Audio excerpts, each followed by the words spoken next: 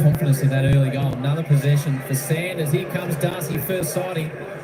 Cleaned up Zorko, and she comes back. Andrews. It's a risky ball, hangs up for a long time.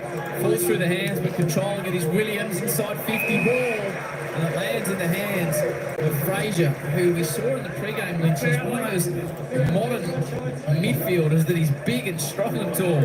And standing next to Jared Berry, he did that very well. Outside his size, he turned his body to protect the ball drop there. And then Darcy hitting that pack with Dane Zorko in the front. That's what you want from your big forward. Even if you can't mark it, you've got to sort of make an impact on the players standing in front of you. 45 back in the 2023 national draft. He's had a great start to the season. He's playing midfield minutes. Just hangs at a touch. A couple of missed opportunities early for the Dogs. Misses the lot. Just in regard, James Holmes just down here with Gary Zimmerman, the doctor, with a right leg injury. So I think he's going to go down into the rooms. You know, the place to watch footy live on Saturdays is Fox Footy.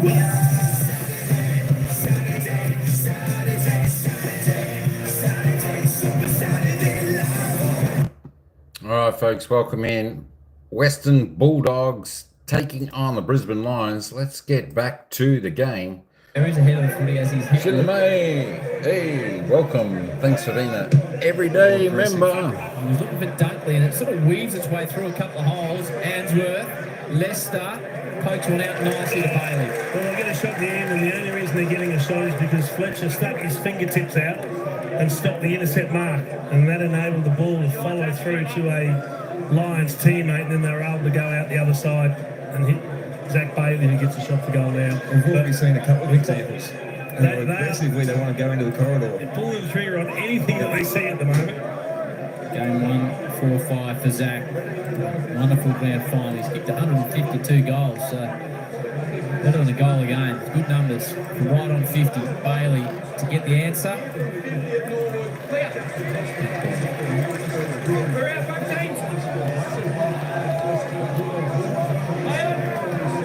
Dale, good unsure, but eventually just takes the short off McKinnon.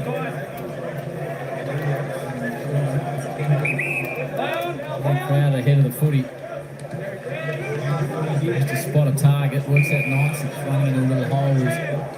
McNeil. Now Richards. Brambles the overrunner, didn't take it. Richards inches it forward. Norton kicked the goal, taking a contested mark early. In the pocket, Darcy, there's some pushing, goes to ground. Good mark, just appeals for pushing the back for Darcy, but really good in the build-up from Harris Andrews. Leicester, beautiful ball in the centre half back. Lockie Neal sits out in front of Hipwood, kicks round the body. Dale's seemingly got it covered, but it gets an unfortunate bounce. Goes to Archie. Morris, snap, another attempt for the Lions with a bounce. Nails it.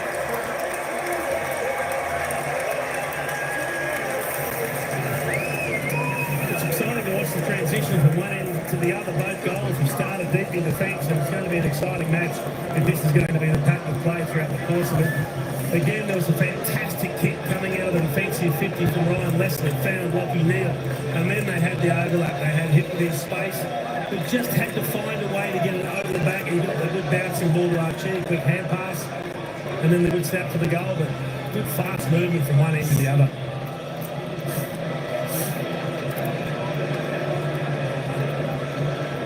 And I mentioned about the switching. They're just too slow to react in defence and across the ground, the doggies. So just too much teasing distance at the moment.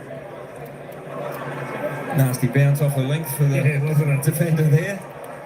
But yeah, good start, good ball movement from the Lions there. Dunkley, hurried clearance. Williams by hand to Bramble, takes a bounce. Looks inboard, caresses it forward to Darcy on the stretch is good. He's got Norton going into the pocket. The two big boys trying to combine. Got to the back as well, got hands on it. Little hand pass, Sanders rolls in and slips it for a second for the Dogs. It's certainly buzzing around at the moment. I don't know how much you've seen of Riley Sanders, Chief, but just even early stages of this year, he just does little things, and he's finishing off some good work from up the field here. Great to see Sam Darcy present up the ball. He's got a tough matchup on Harris Andrews, who's putting a lot of time into him off the ball. And nice hands there, but good composure from the youngster in game 19 to finish that one off.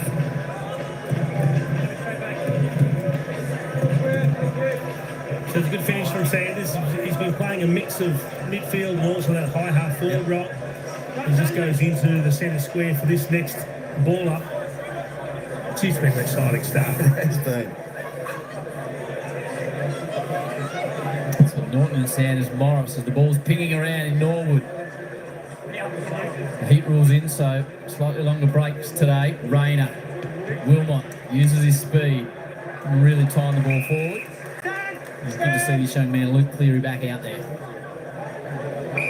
It's even when Cleary took that mark, he was looking into the corridor if there was a target.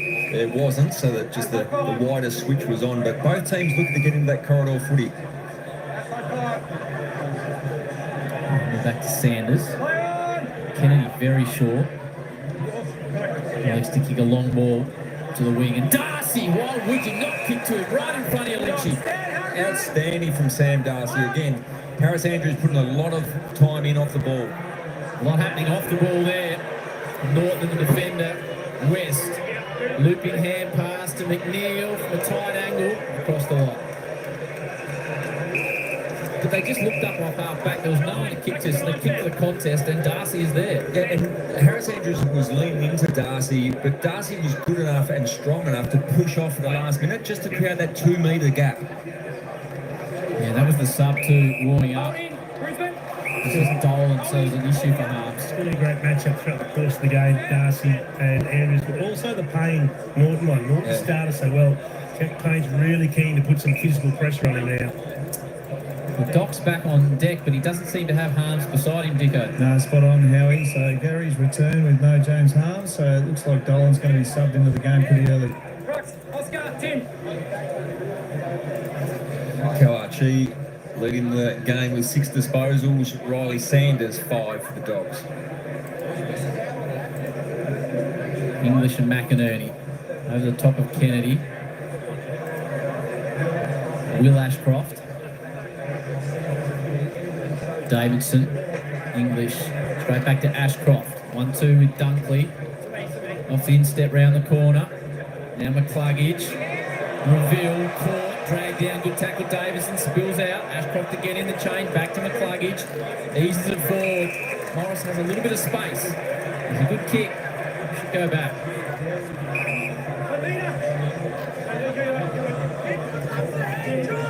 He finds space. He's one of those natural forwards, Jace, that creates the space in front of the ball. It's a good mover. Yeah, moves very well. Sort of mid-sized leading forward. 2 goals in the elimination final, 2 in the prelim, 2 in the grand final. A wonderful campaign. Morris. Jesus, a strong kick. He just brings it back perfectly. Won't see better than that this afternoon. That just exploded off the boot, that kick. Absolutely extraordinary. So he's got a couple very early on. Logan Morris in the play, big time. That's exciting. And as you said, Howard, he kicked goals throughout the finals. That's the mark of the kid who's going to be a really, really good player. He shows no signs of letting up. He's getting more experience, learning a little bit more about the craft and what he needs to do. Good clean hands from McCluggage, that bouncing ball, that was the key. Might have been lucky to get that one out, Reveal, but got the job done. And see Logan Morris absolutely flushes this one from 50. And as with a lot of young players, he's changed his body shape over the course of the summer as well. A lot more definition in the body and will only get bigger and stronger over the years. Yeah, body shape changes as you get older too, Lynch. Yeah, it does, as we both know, Keith. Might have been those moves that you blokes were devouring. Right up by Andrews. We'll do it against O'Donnell. See something he likes in the form of Will Ashcroft. Rayner's got space. He's still got space. Haven't seen him. No, didn't see him. Josh Dolan's into the game now, boys, so he's just about marking up one here for Brisbane. No, it's not great from a Bulldogs perspective to have to sub so early, but it's good for Josh Dolan. Move it down the outer flank. Rayner sends it right to the square. Putting a hand on it was Day. Spills out McCluggage. Says don't argue, and he gets an argument. Prior opportunity from the spin and the attempted fend off.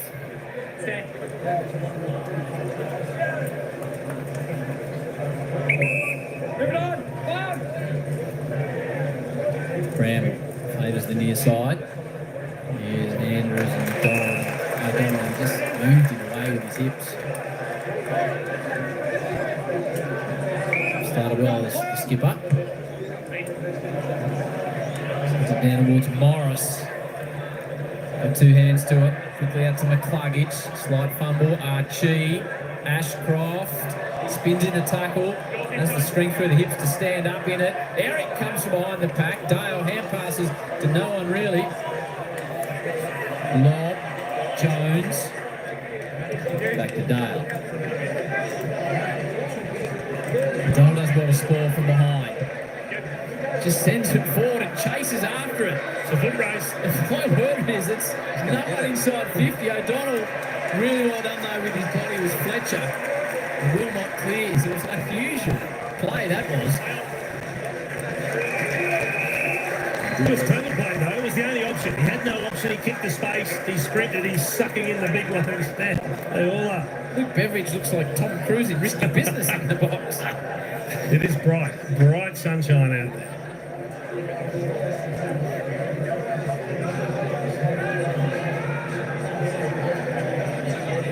Darcy in the ruck, grabbing it away from Day, doing pretty well in the end. Dunkley, now Berry. Ramble in best position, Clement gets a fist on it. James Harms just walking along the boundary, boys, so it's a right foot injury that has subbed him out of the game. Yeah, unlucky, unfortunate, no joy there. Let's hope it's nothing too serious. Rayner, powerful. Darting ball inside. Well, overruns it. Buku finds a little bit of space to Bramble. Looping hand pass to Dale, gets away from Dunkley. They combine well through Fraser. In the middle of Norwood Oval, back to Fraser. Got a good turn of foot. Sends it into a hole. It's a good transition from all the way in the back pocket to O'Donnell. He's got a couple of options. McNeil's deep, goes short and a Norton. Nice, short, sharp lead. He's causing Jack Payne some problems, Aaron Norton. He's looked out of sorts at different stages this year, hasn't moved as well as we've seen him move, hasn't flown for the ball or crashed packs the way we've seen him do it. But already in this first quarter, he's shown that he's prepared to do that. He took a big pack mark early on. He's led up the ground, he's hit up, he's had a number of touches already. Kicked the first goal of the game, now gets an opportunity to kick his second. No breeze, perfectly still. Kick one on the run. Just drifted away. Missed a few set shots already, the Dogs. They have gilt-edged opportunities. You've got to make the most of those. Directly in front. 3 set shots.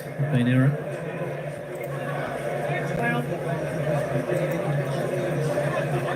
Fletcher. Towards Dunkley. There's Dolan, the sub that came in.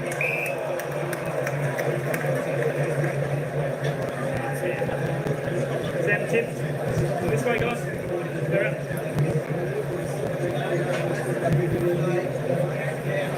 We can try to reach over the pack.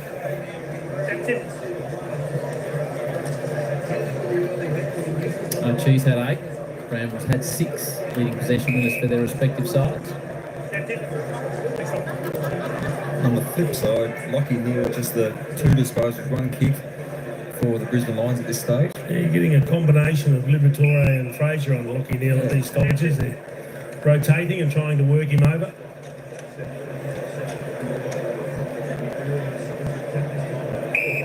Looks like a lot of these around the ground stoppages as well. Dunkley's going to Liberatore. It's a tough contest. Ville. Fletcher.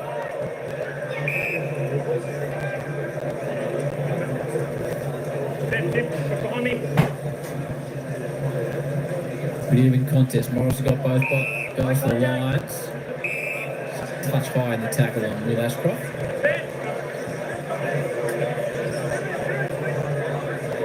No surprise we had 3 stoppages in a row, both really good contested teams, so that's going to be a great battle throughout the day. Oh, what is it down there at ground level, Dicko? It's actually not too bad, to be honest, in the shade, but when you walk out in the sun, that is really hot. Nice grab from Morris, started the game nicely, couple of goals. Inside 50 ball, Buku does well. It was a good contested mark. Logan Morris had the run and jump and had to do it and did it beautifully over the top of English, the ruckman.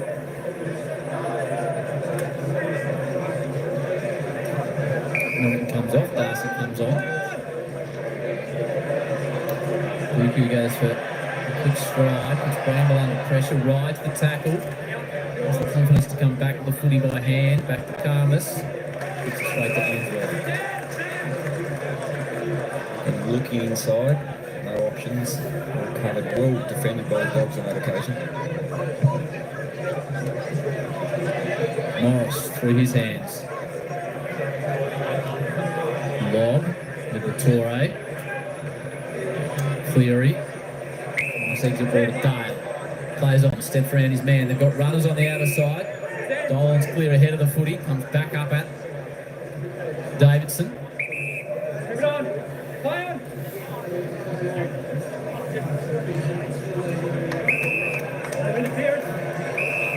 Again, Zorko going the way of McNeil.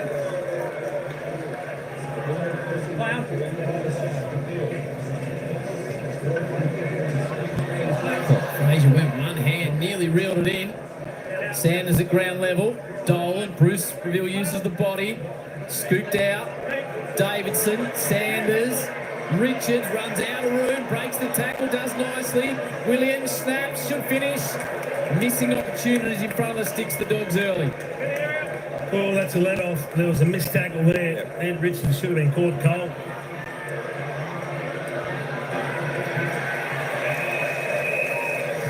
Logan Morris. He did that well. No, he did that well, though. He had no intention for anything other than going over the boundary. He knew he was one out, a little fumble. He let the pressure come in, then took it cleanly and pretended he was trying to evade the tackle. There was some big raps on him through his under-18 year as well, across half back as well. Richards steams forward. West.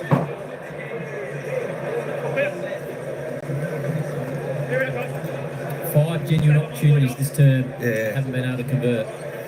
And so often we see against the better sides, they'll give you chances, but if you don't take them, they'll get you at the end. All out defence. Morris Andrews is just dominant in the air in this match early doors. Puts that in front of Zach Bailey. Takes a bounce. Probably got room to take another and does. Now assesses things inside 50. It's a delightful ball to Cameron. And Jones going to have to be red hot on the mark here. Great set play from down back, though. They isolated Harris Andrews, one out. He had Lockie Bramble as an opponent, so they just said, kick it up in the air. We know the Brisbane Lions co-captain will mark it, and then he just released the running Zach Bailey. 4 marks all contested for Harris Andrews so far.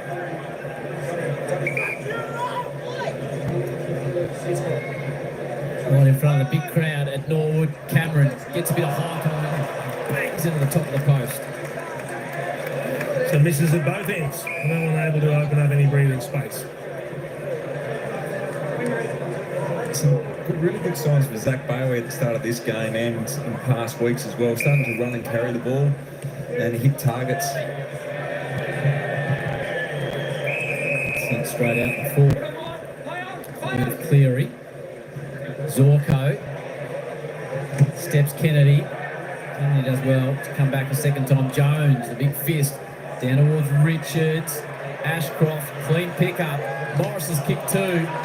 Torre, always the man in the right spot, getting it done with the smother. Levi Ashcroft, Archie nowhere.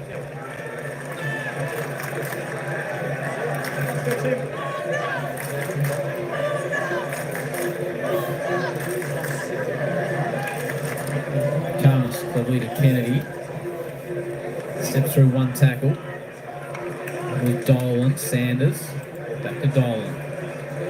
In front of Wilmot. Puts that in front. Great kick. It's the only option he had. Weighted it beautifully on the left foot. Fletcher's back, so dogs can't go long. Just watching Harris Andrews just buffeting Sam Darcy off the footy chief. But now Darcy pushes and he gets that breakaway space. He lost it in the sun then. Yeah, he just put his hand up at the last moment. He got 5 metres on Harris, which is not an easy thing to do. Berry. Will Ashcroft. Wilmot, who's got pace, elects to use it. Gets to 45. Wilmot. Nice finish. We had a few misses. Wilmot does it. And the Lions kick one against the flow. It's one of those tough decisions as a player. You're running, you've got options, you've got forward screaming for it everywhere, but you're running in a straight line towards goals. He just runs inside 50 and pushes it through. Good little chip over the top from Ashcroft, I think it was, that just released Wilmot. You can see Cameron Warner, there are other options as well, throwing their hands up. It's good enough to finish. He's been good, Darcy. Wilmot, nice finish there. He carries the ball well, predominantly half back. And since he debuted back in 2022 in the elimination final, has not missed a beat, Darcy Wilmot. See what we are seeing too at this ground, once players find space, they can run and carry because of the length of the ground. On that debut, 3 finals before he actually played a home and away game. Now Richards bursts out of the middle, takes a bounce, runs out of room, looks it forward to West. Darcy's deep in the pocket, just clearly on his own. Was the debutant, couldn't quite reel it in. Good behinds. It's a shame, he worked hard to find the space, got a good kick, just couldn't take the mark. His mum and dad, nervous as you'd expect. Yeah, he's had an early touch, which was good for his nerves as well. Beveridge is coming to the bench, right in front of us here. Centre wing ball, Hipwood, lob.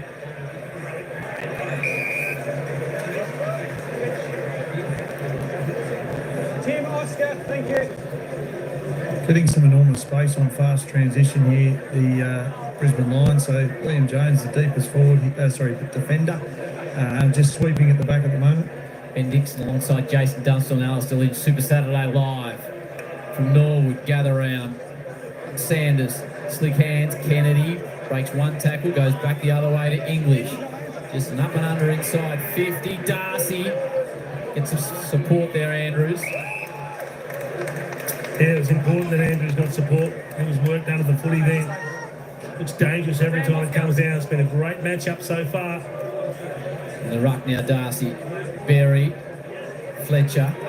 Payne doesn't get anything on it. West has had one opportunity. That one's smothered. Neil. Great hands to pick it up. Gets away from the tackle. But Norton ducks back a couple of times and really thinks his way out of it nicely today. That ball control of Lockie Neal there, just to smother the ball to start with, then pick it up cleanly and have the composure to hit that outlet kick.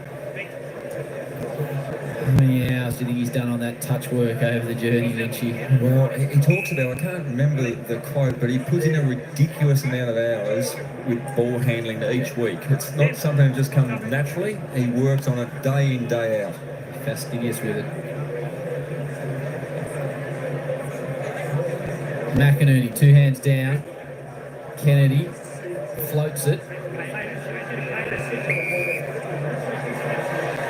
The umpires immediately say pay it.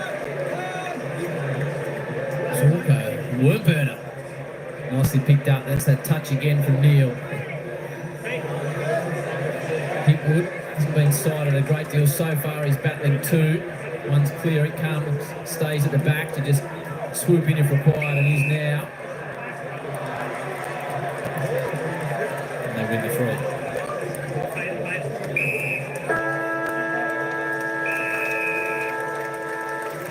Quarter time at Norwood.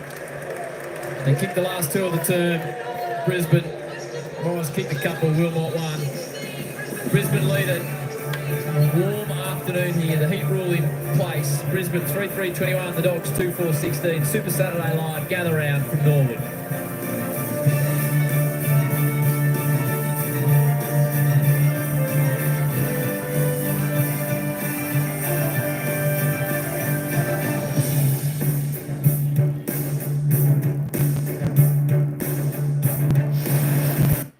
right, folks. How you doing? Brisbane Lions 3-3-21 leading the Doggies 2-4-16. Before we go any further, I just want to welcome in. I want to say thanks to Xiaomi Mi for becoming a member. We appreciate that. Wow, great to have all the members on board today. Welcome in Tingling, Bem, and of course Taddy. How you going, sir? Ryan. And of course, Sir Paul, what's happening, brother? What's happening over there in the beautiful land of Thailand? You want the Dogs to win, but I don't think they have the class of Brisbane. Tell you what, it's a tight old game. It's a back and forth game. Tell you what, the players. Well, I'll tell you what. Yeah, it's just as well as probably starting to cool down a little bit over there because the temperature was pretty high. It was up around the 30 degrees there today, especially for the last game we just came from. And of course, this game, players looking pretty hot. But it looks like nice conditions out there at Norwood Oval, where the Dogs taking on the Lions. As I said, it's a bit of a free-flowing game. Brisbane Lions just look a little bit cleaner so far in some of the areas of the game. Being said, Hipwood for the Lions needs to, I don't know, get on his bike, make a few different moves because he's, he hasn't done much in the last few weeks as Eric Hipwood for the Lions. But we'll see how this unfolds today. This game should be an absolute ring-a-ding-ding game. Of course, the Brisbane Lions on top of the ladder. If we look at the ladder, Brisbane Lions actually sitting on top. And, of course, the Western Bulldogs down there in 10th position. If the Dogs can win this one, they will go on to 12 points. This is the live ladder. They'll go on to 12 points and they'll jump up into 9th position. Brisbane wins this. They'll be a game clear. With Gold Coast still a game to play and Hawthorn a game to play. All right, let's just duck over there and have a look at the goal scorers for the game so far. Of course, the only multiple goal scorer is Logan Morris there for the Brizzy Lions. 2 goals. Darcy Wilmot is the other single goal scorer. Riley Sanders, Aaron Norton, single goal scorers for the Dogs. DJ, Sir Boss Mikey, Shelty Lang. You went to Petchaburi for 2 days back home now. That'd be nice, Paul. That'd be nice. I saw a couple of videos pop up. I've got to get over and watch some of those. Let's just have a little bit of a look at the disposal count. Who's leading the way here? Hugh McCluggage. Hey, don't forget your luggage. Tops the table on 10. 4 kicks, 6 handballs. He's had a tackle clearance. He's having a good game. Riley Sanders next best with a Lucky Bramble for the Western Bulldogs, both on 8. And, of course, Callum Archie, bless you, on 8 also for the Lions. Let's just roll down the list. I saw a couple of the players getting in. I saw Zorko getting into the action a little bit there. He's on 5. He's had 5 kicks. He likes that. Let's go down. Bailey Dale up to 7 for the Doggies. All sharing it around reasonably well at the moment. No players standing out thus far in the game. Of course, that could change. Just rolling down to see your Levi Ashcroft. There he is on 5 disposals there for the Lions. Who else have we got there? Sam Darcy. Sam Darcy, quite first term there, just the 4. 2 and 2, couple of marks. That's about all. He's had 1 clearance, so looking for a little bit better game from him. Tim English, the big ruckman there for the Doggies. 2 kicks, 12 hit-outs, that's it. And, of course, Eric Hipwood, the man I was talking about, he's just had the 1 kick for the Lions. He needs to run a few different lines, try and get the mids to target him a little bit different way going in forward 50. We are about a minute away. There we go. Let's just have a quick glance. These should be, well, I would have thought these would be reasonably even. The team stats, there's only 9 the difference there. Plus 9 to the Doggies, plus 1 in the kicks, 8 in the handballs to the Doggies, inside 15. 50, both teams going pretty good at 14 apiece, both getting the chances, both having 6 scoring shots each in the opening term. Efficiency, both pretty good for the teams there. Brisbane Doggies a little bit better, I should say. I don't know how they work the efficiency inside 50 out. I thought that was goals scored. But there we go. 57 to 35. Both equal inside 50s and scoring shots. Free kicks, nothing much there to speak of. 4 to 3. The hit-outs reasonably level as the clearances. Centre clearances, though, Dogs plus 2. There we go. Contested possessions, uncontested. everything reasonably even in this game, but this game might break open, or as expected, this could be a tight old game right to the wire. Two good teams dueling it out here at Nowood Oval. But so far after the first term, it's the Lions leading by 5 points. Don't forget, folks, vote who you think's going to win. Vote who you think's going to win. There's a poll there. You think the Western Bulldogs are going to win, or the Brisbane Lions? Select who you think. Chat the live chat on the polling votes. Usually pretty accurate. So far, we've got 56% saying the Brisbane Lions. Who knows what's going to happen? We'll just have to wait and see. But let's take us down to the ground, and then they'll take us to the bounce of the ball for the second quarter, whereas the Lions by 5 points. The Doggies, they got sucked up the ground really high, so they didn't have any support from behind. So we saw a quick transition from the Brisbane Lions and getting some really good isolation. I know it's 14 apiece inside 50s, but if they could just turn that around in this second quarter, they're going to give themselves every opportunity to rebound that football. And James Harves, we know, subbed out for the Doggies in the first quarter, so an early time for the sub. But he didn't take his foot injury into the game. He felt it in the first quarter, tried to run it out, and then it's progressively got worse. So he will take no further part. Yeah, it's a bad luck there for James Harmes, but we hope it's nothing long term. There's very little in the numbers. I mean, they're right in this game, the Western Bulldogs. They just missed a couple of goals that they perhaps should have kicked. That's the only difference. That's the reason they're a goal behind. But it was a very even first quarter of football. I love this matchup. Harris Andrews, Sam Darcy matchup. Harris Andrews is putting a lot of time into Darcy off the ball with that body pressure and bumping. And Darcy gives back as good as he gets. Don't worry about that. That was the other part of it. He's doing enough work to get off and create space. And Harris Andrews has taken 4 marks for the first quarter, but they took 2 each on each other. Great contest to start with. Don't have to push and shove because you're in the goal score at the moment. You've got to start there. You're not allowed out of it. Yeah. But as soon as they get out of that, it's on. Great scenes around the ground. The majority of it's standing room. They're packed in behind the goals at either end. Extended break again, as we mentioned earlier. The heat policy is in place on extra 2 minutes at quarter time and 3/4 time for the players. Things set to get underway. Second quarter here at Nowood. The Lions lead it by 5 points. Morris has kicked a couple. Neil tracks it back, gets away from him. Little Torre. Richards, early entry for the Dogs. Norton, Darcy! Looked like he had it snared, but just popped cleared. Dolan, he's the sub on for Harmes. Darcy, high winding ball, tough one for Norton to get a hand on. No one gets a hand on the end. Spills free, hurry snap out of the pack, and the Dogs get the perfect start. It's a great start for the Dogs, isn't it? It looked like Sam Darcy was going to swallow that mark. Would have had a step shot from 30 out, but then it looked like Brisbane had all the numbers back. And I think it was Jack Payne that ran under it going for the big spoil. You see there's the drop mark from Darcy that he would normally snap. There's the high kick, and Jack Payne has the run, and he runs underneath the ball. They've got numbers out the back, and then the odd bouncing ball goes to the Dogs. They keep possession. That's a good finish.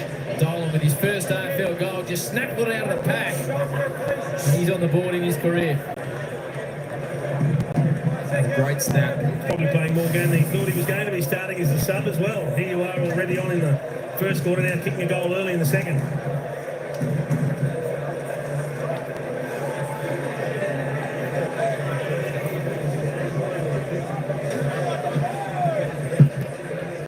McInerney. Kennedy reads it well from the contest. Berry hoofs it forward off the ground. See Johannesson back in the Dogs' colours after some injury concerns. Kennedy wobbles it forward. Fletcher overruns it, opens the door. Beautiful pick up from West. Did beautifully. On the left to make them pay, and the Dogs go bang early.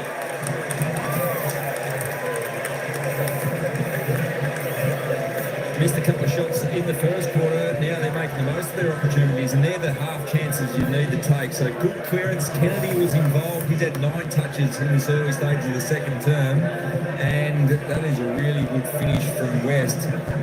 Johansson just got off his man, just got out in front enough to keep the ball moving forward. This is good hands, just kick quickly from Kennedy to get it forward.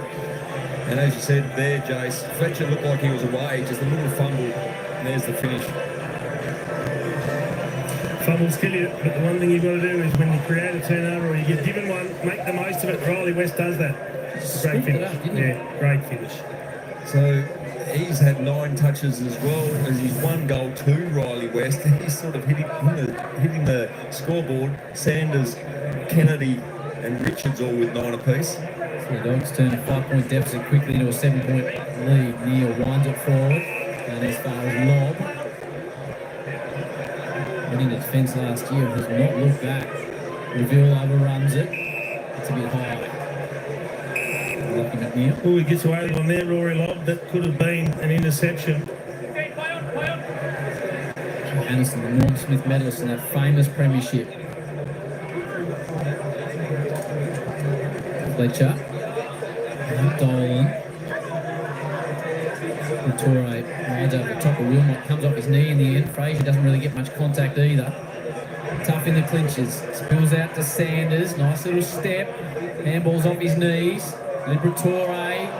Delays. Well, gee whiz. Lucky not to be done for holding the ball. Forced to Bramble. It's another one for the Dogs. Talk about taking your chances, but talk about being given some time to get rid of the ball. Having a chance. Oh, they gave Liver an eternity. He's brilliant. You give him that much time, he's going to get the ball out eventually. And he found Bramble who snapped the goal. He's feeling a little worse swear after all of that. But it's all about taking your opportunities, and now all of a sudden the scoreboard pressure's been placed fairly and squarely on the Brisbane Lions. Just that scrapping, not so it doesn't bounce off halfback. So tackled, held, taken the ground, tackled, held, gets up on his knees and gets it out. And what about the finish again? Like West 2 minutes ago. That is a great snap from Bramble. Let's not take anything away from that finish. Oh, That should have been a free kick. It's a hot start from the Doggies this quarter, 22 disposals to 3. So every disposal for the Lions will have scored a goal. So 3 for the Doggies in this quarter is huge. In a short space of time, we turn that 5-point deficit quickly. McInerney with the clearance. Carlos looks in good position. Davey well streaking through is Cameron. Jones will be under pressure. He's being harassed by Cameron. Thrown out wide. Berry shoves it forward. Archie. Calm going back to Zorko. Touch ball. Rory hasn't heard it. And he's taken across the line with a smile on his face. So it looks like Kennedy's put in a lot of time into Lockie Neal now. They had a few different matchups for Neal in that first quarter, but Kennedy looks like he's got the job. If you're just joining us and you're wondering what has he done to his hair, Rory Lobb has got woof on either side of his ears in Bulldogs colours. Having said that, nothing surprises us, Howie, after he had a lobster that died into his hair last time. Jason's thinking of doing similar. Yeah, I just have to paint my head. Torre, a high clearing ball centre wing. Here comes Darcy, hits the pack hard. Harris Andrews, put a hand over the shoulder. It was all okay. Now Brisbane through Leicester. Another high entry. Archie sets himself. The Flyers come. Kennedy just gets away from Hines. Ashcroft Levi. What a ball that is. What a kick. Just absolute dart, as we've seen over the last 2 years. Even though he's been out with an ACL at times, he still just has picked up the pace quickly after returning, and that was a dart low for Charlie Cameron. What a ball that was from Will Ashcroft in.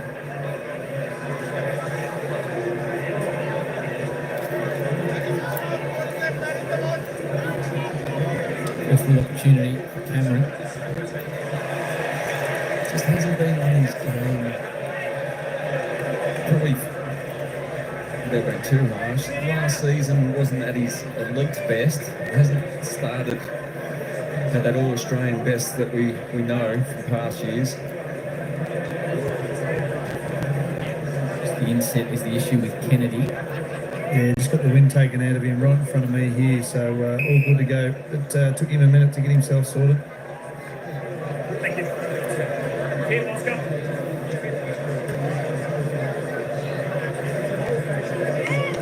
McInerney, Will Ashcroft. Bouncy ball, just gets overlocked. Jones hits it front on. Hit with a tackle. Spills free. Lob takes on 2. Trouble. He's unlucky, Rory Lobb. I mean, you're going to get pinged because as soon as you're spinning when you get tackled, trying to get out of it, the umpire deems that you're trying to evade that tackle, and you get claimed by the second tackle. There's nothing you can do, but he really didn't have a lot of opportunity to get rid of it. Levi had the match-up on lock when that ball came in long, so massive size difference, but did enough there to lay that tackle and get the shot at goal. Joins the Lions off the back of 3 straight in the 18 premierships with the Sandy Dragons. The last one is skipper, wearing his father's number. Holds line. Good finish needed for Brisbane.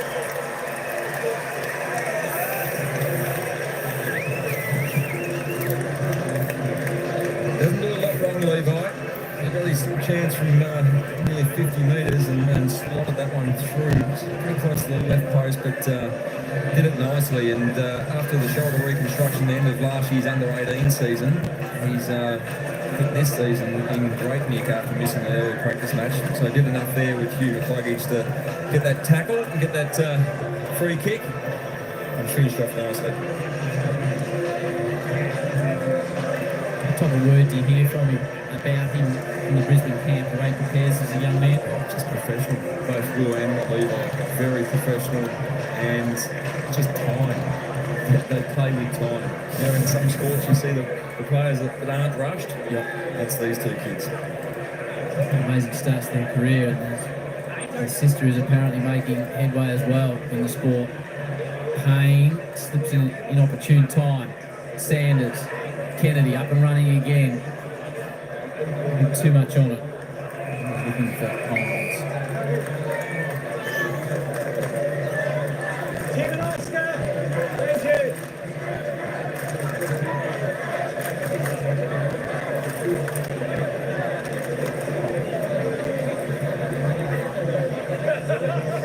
Kennedy takes the footy again from the ruck contest.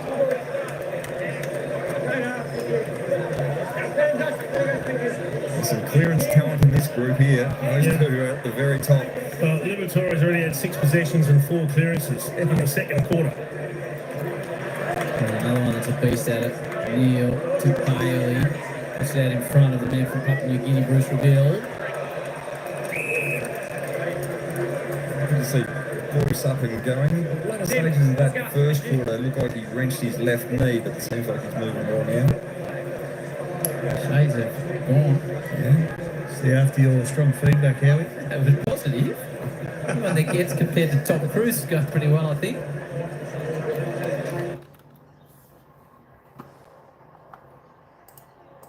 English McIntyre, touch ball. Fletcher, Ashcroft, Bruce. Just getting a hand in importantly was Dale. Comes back to Sanders. Now McNeil has to kick quickly inside towards Sam Darcy. He is being made to work for absolutely everything that takes a strong mark, and his goal kicking last week against Freo was absolutely spot on. Well, he's going to snap it around the corner on the left, but we know his left is very capable. His field kicking on the left is exceptional. It is incredible, the talent. 208 centimetres, you see the foot doesn't match. 25 disposals, career high last week, and 5 goals. Makes good purchase. Quite get nothing. McNeil, that pass nicely weighted out in front of Sam Darcy, and again the touch from Riley Sanders getting involved up to a dozen touches. Zorko, little legs pumping, takes a couple of bounces, gets it all the way to the middle. Jones came in with the absolute fist of fury. Ashcroft will, Buku stands underneath it. Doesn't have to do much, but what he's done well. Yeah, off half back. The ex-skipper, Zorko, just pulling the trigger for that dart in the middle of the ground. Just the required measure, that one. I'd like to step it out there. Seen plenty of those in the last couple of weeks called play on. Norton sets himself. Payne came with a late fist, did well. Ashcroft rides the Kennedy tackle, got one too high. First contact was high. He does that well, turns into it. And He lowers does. a little. Just a little. Yeah. thought he was a little lucky. Danny Kennedy just saying that to the umpire as well. It's not the distance, but Leicester's got enough room to send it out wide. Revealed. And the call of Bruce. Not enough Bruces in the modern game, Chief. That's a great kick. To Leicester. He'll explode with it. Now McCluggage on the left. Little squeeze out. This is not the required distance. Bailey. Back to McCluggage, working a tight space, trying to evade the tackler. Centering ball towards Day. Dolan's under pressure. Almost nearly got it clear. Bailey Williams, Davidson. Not messing around. He'll be a factor later in this game because there's not many stoppages. No, you're right. It will take its toll. So It's just he's passed the top. He's done it all today, Aaron Norton. Horrendous. That's golden. a torp across half back, across the face of goal. Junior coaches around the country will be going, oh, don't look at that, kids. There are not many players in the competition that can say they've dropped a torp pass squaring up in defence. Well, when he left his hand as a drop punt, Oh, daft! And it hit the man perfect. turned into a torp halfway to his push. That's one of the kicks of the season. Oh, I love it. Quality brings the crowds back. Ashcroft. It's Levi this time. West winds it inside. Norton comes. Payne wants the boundary. That's what he gets. But he's back there competing again. I love what he's doing, Aaron Norton. Have a look at the torp from this The angle. drops a drop punt. Oh, And then, how does it turn into a torp? and then perfect barrel. You like that, Dicko? I loved it. I loved it. Darcy out of the ruck, dishes off immediately to Frazier. That is top shelf football. This is the danger of Sam Darcy. You're playing Sam Darcy, the key forward, Sam Darcy, the ruckman, Sam Darcy, the accomplished midfielder. He can do it all. And on this occasion, he just takes it out of the ruck. So it was a short throw, so he's got the athleticism to get off his man, push his opponent, and Day was it up against the yeah, ruck. but short throw, so he just gets out in front, just smart little handball. And the Dogs have been outstanding with this snapping absolutely good. close and taking their chance. They didn't early, they have in the second. Love what the Dogs are doing, and again, great snap.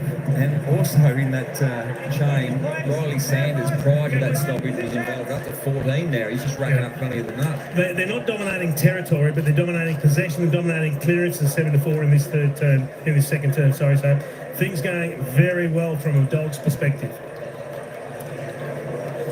4 goals to 1 for the term. West grabs out of the middle. He's been impactful. Low Pearson and Norton. Payne. Well, not to infringe. Leicester kicking under pressure. Dunkley fell to his knees. Kennedy snatched it off him. Sanders, nice little step. Back to Bailey Williams. Slides it out wide to Lockie Bramble. Has a think about it, then sends it all the way to the square. And through. The Dogs on fire at Nowood.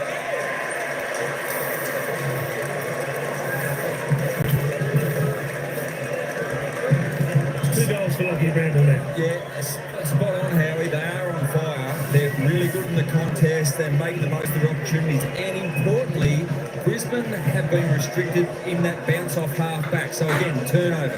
Handball from Sanders. Handball out to space. And from 50 metres.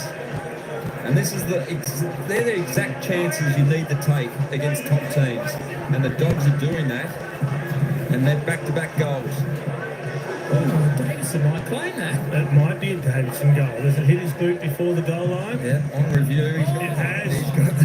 Oh, it's stolen it off Bramble. Cross it out of the book, Jason. He'll have that. At the moment, it's attributed to Lockie Bramble, but that will come back. It'll go to Davidson. Theft. Little tapping. Libby does well to get a hand on it. That was a bit dangerous, and that's what the umpire thought. It was booed in from McInerney. Stand, Lockie. Stay out now. English decides just to unload deep. Norton's out of the back of the contest. O'Donnell. Frazier, there is Norton. Back to O'Donnell. More space. Another snap. They'll be under pressure here. Well done by Berry. just didn't flush that one, O'Donnell, and he's limped from that contest as well. I'm not sure whether it was a knock, but just limped away. And they've been on 5 this quarter, the Doggies, so they haven't required Bailey Dale, but he's getting a defensive forward tag from a half back at the moment, so they're putting some work into him for him not to get the ball. And a big fly from Hipwood and Jones. Lockie Neal's starting to get busy in this quarter. Doing Neal things. Back to Fletcher. Some risky ball back as well to Payne. Has to be careful trying to step Norton, Leicester. Dolan provided the pressure and it was effective because they've turned it over. Again, great pressure building up from the Dogs. Turnover from the Lions off half back. They've done this well, played the game left of screen in the second quarter. Brisbane by 5 points at quarter time. The Dogs had a big term, 5 goals to 1 to have this lead of 19 and pressing again. Under all sorts of pressure back there, the Lions. Reville just boots it out there any way he can to a big contest on the wing. Rayner left it behind. Brambles got one high. All the momentum at the moment with the Dogs, Alistair. Yeah, and again, the Lions can't get out of their defensive half. This has been a huge second quarter for the Dogs. Low slider inside towards O'Donnell. It's father. 2 goals and 1 in a round of golf, Simon. It's extraordinary. And apparently didn't see either ball go in. I just asked him, he's sitting behind me. I said, you didn't see him, Scoob? He said, my eyes aren't that good. I hope he went and bought a Tats ticket. Spills out wide. Wilmot. High exit ball. Fought by Davidson. Just lost a boot.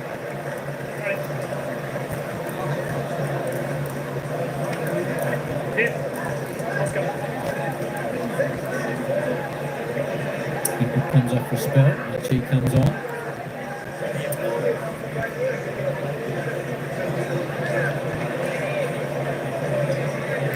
Davidson runs into the tackler.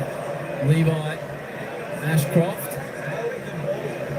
Zorko. Sweeping hand pass out to Bruce. On the left. Sets a task for Day. It's a slight edge on Long.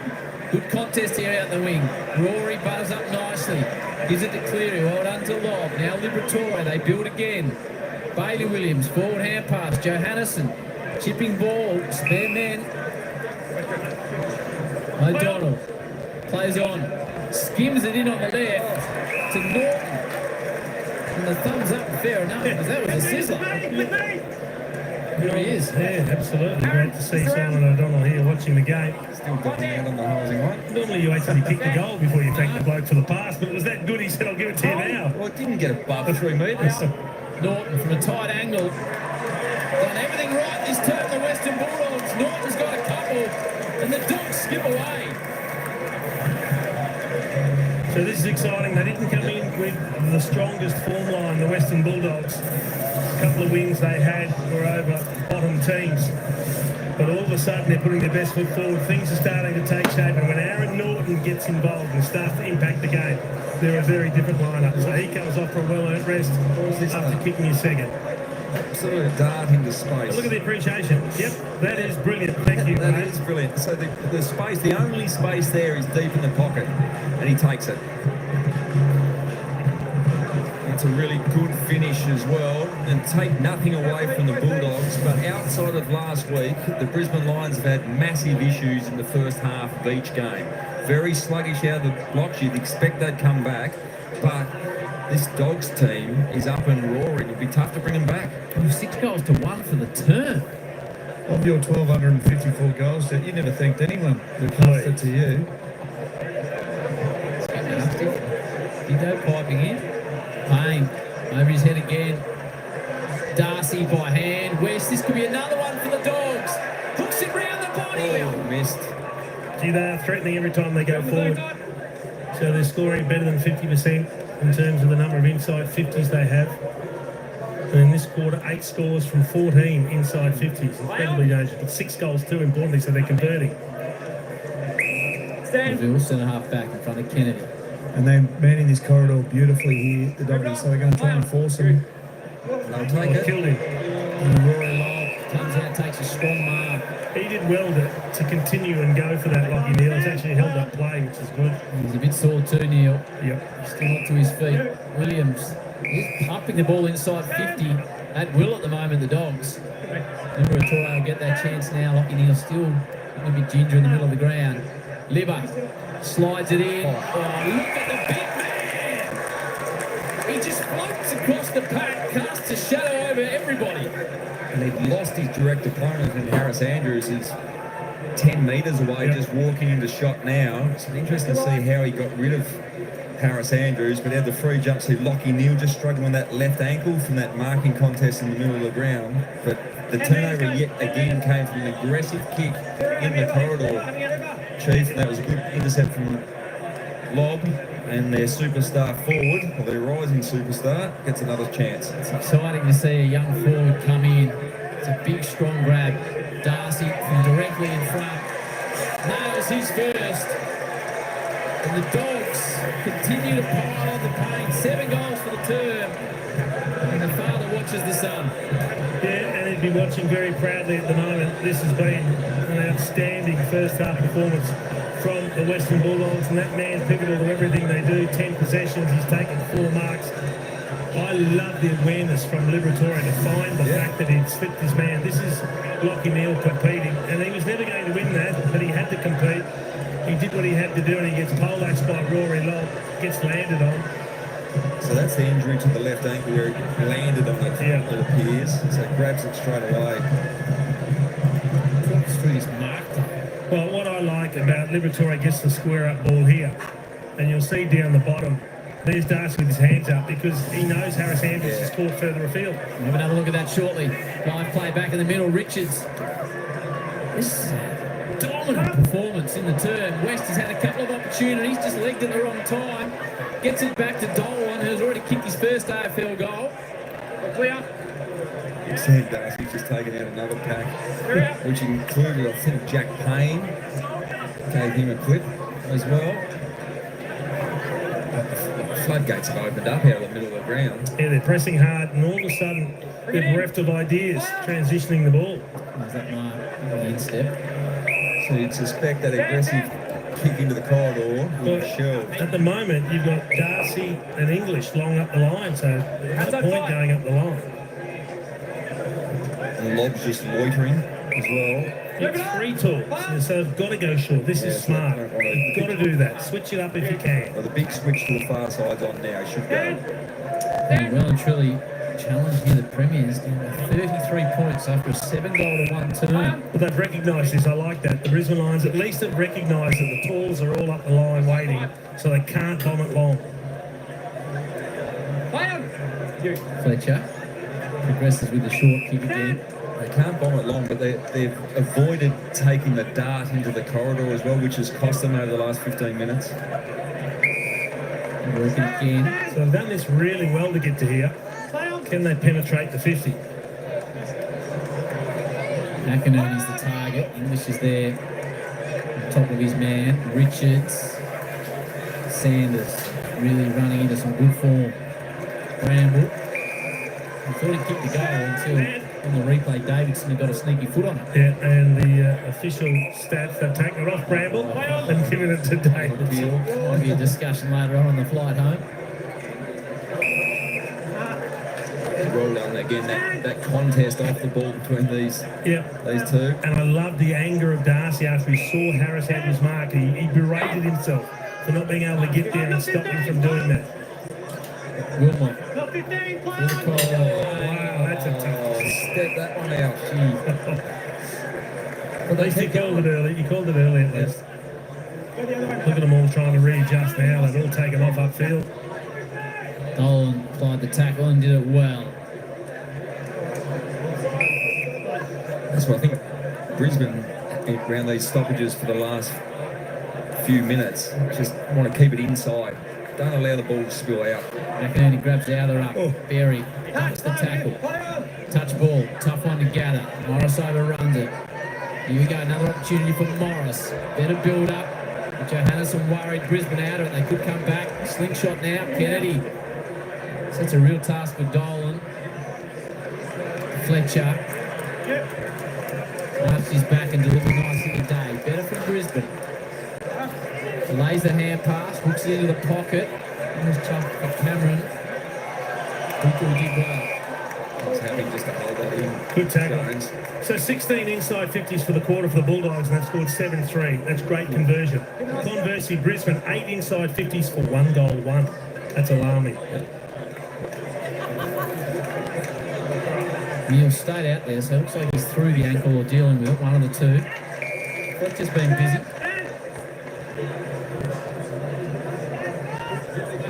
Six disposals for the turn. End zone. McInerney floats across, but just protects the man in front in the end, which is Day. A good couple of minutes, Dave. He has. The ball. He has. A bit of the ball and providing an outlet where away from the big ruckman down the line. Kick three way back in 2010, 14 years in the system. Majority of the Suns, he's headed up the highway to Brisbane. Mind you, they need a snag here.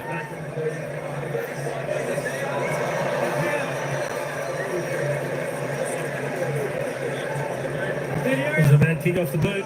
Tough angle. Doesn't get the reward. Just on Riley Sanders, had 17 disposals so far today, 8 scorer involvements. That's a PB for him in a half of football. So looking for a massive game. I reckon all of those scoring involvements been from the elite handballs as well. Ashcroft runs onto it. Gives it to his brother. They combine. Catch. It's too much on the kick for him. Dale. Johannison breaks away. Puts it towards Norton. Kicked a couple. Berry. There's another one for Fletcher. Happy to give up ground. Answorth wide on the switch. He's utilised. And they've got Bailey further ahead of the footy. One-on-one's ahead of the ball here. Dunkley drops into half forward alone. Hit he's yet to touch the ball, Lynchy. He's just got to start hitting some packs. Like in this situation, get the ball to the ground. So now that's where, the matchup's obviously Oscar McInerney's, but that's where Eric Hitton would be scrutinised. Got to get the ball to ground.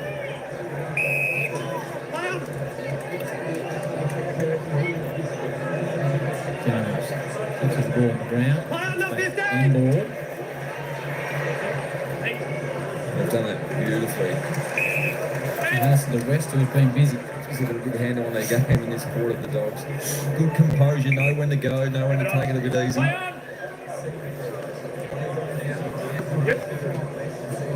7-3 to 1-2 for the turn. And there he is again.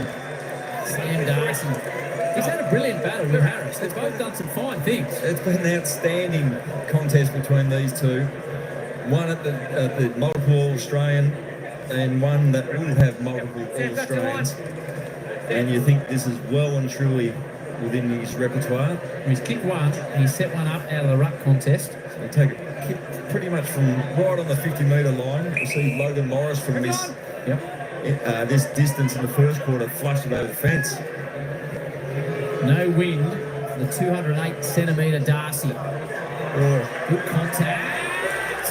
What about this young man taking the competition by storm? He's got two, and the Dogs are absolutely rolling. You just got to smile, Howie. I mean, what a contest between these two. And Sam Darcy's grabbed his chance when it's come. Got off his man 5 minutes ago to take a mark and goal. And on this occasion, just got off. This is a genuine contested grab against one of the elite intercept defenders in the competition. And that reach is going to be really tough for the best of defenders to compete against. But importantly, he got rid of Harris Andrews a couple of seconds prior to take that grab. But Lynchy, he's good below his knees. He kicks both feet. He's obviously contested Mark Beast. And then he's a good kick for goal. Yeah, and then Harris Andrews, that looks like it might be touch. So we hear there's going to be a review on this one, which we don't want to see that touch. That was just a great build-up, great mark, great goal, but it looks like it might be touched, and Harris Andrews is appealing. But you look at the size of Harris Andrews. He's 204 centimetres. Sam Darcy towers over him, and we're just still waiting for the review. And I'm not seeing conclusive evidence that it has been touched, although Harris Andrews thought it was definitely touched.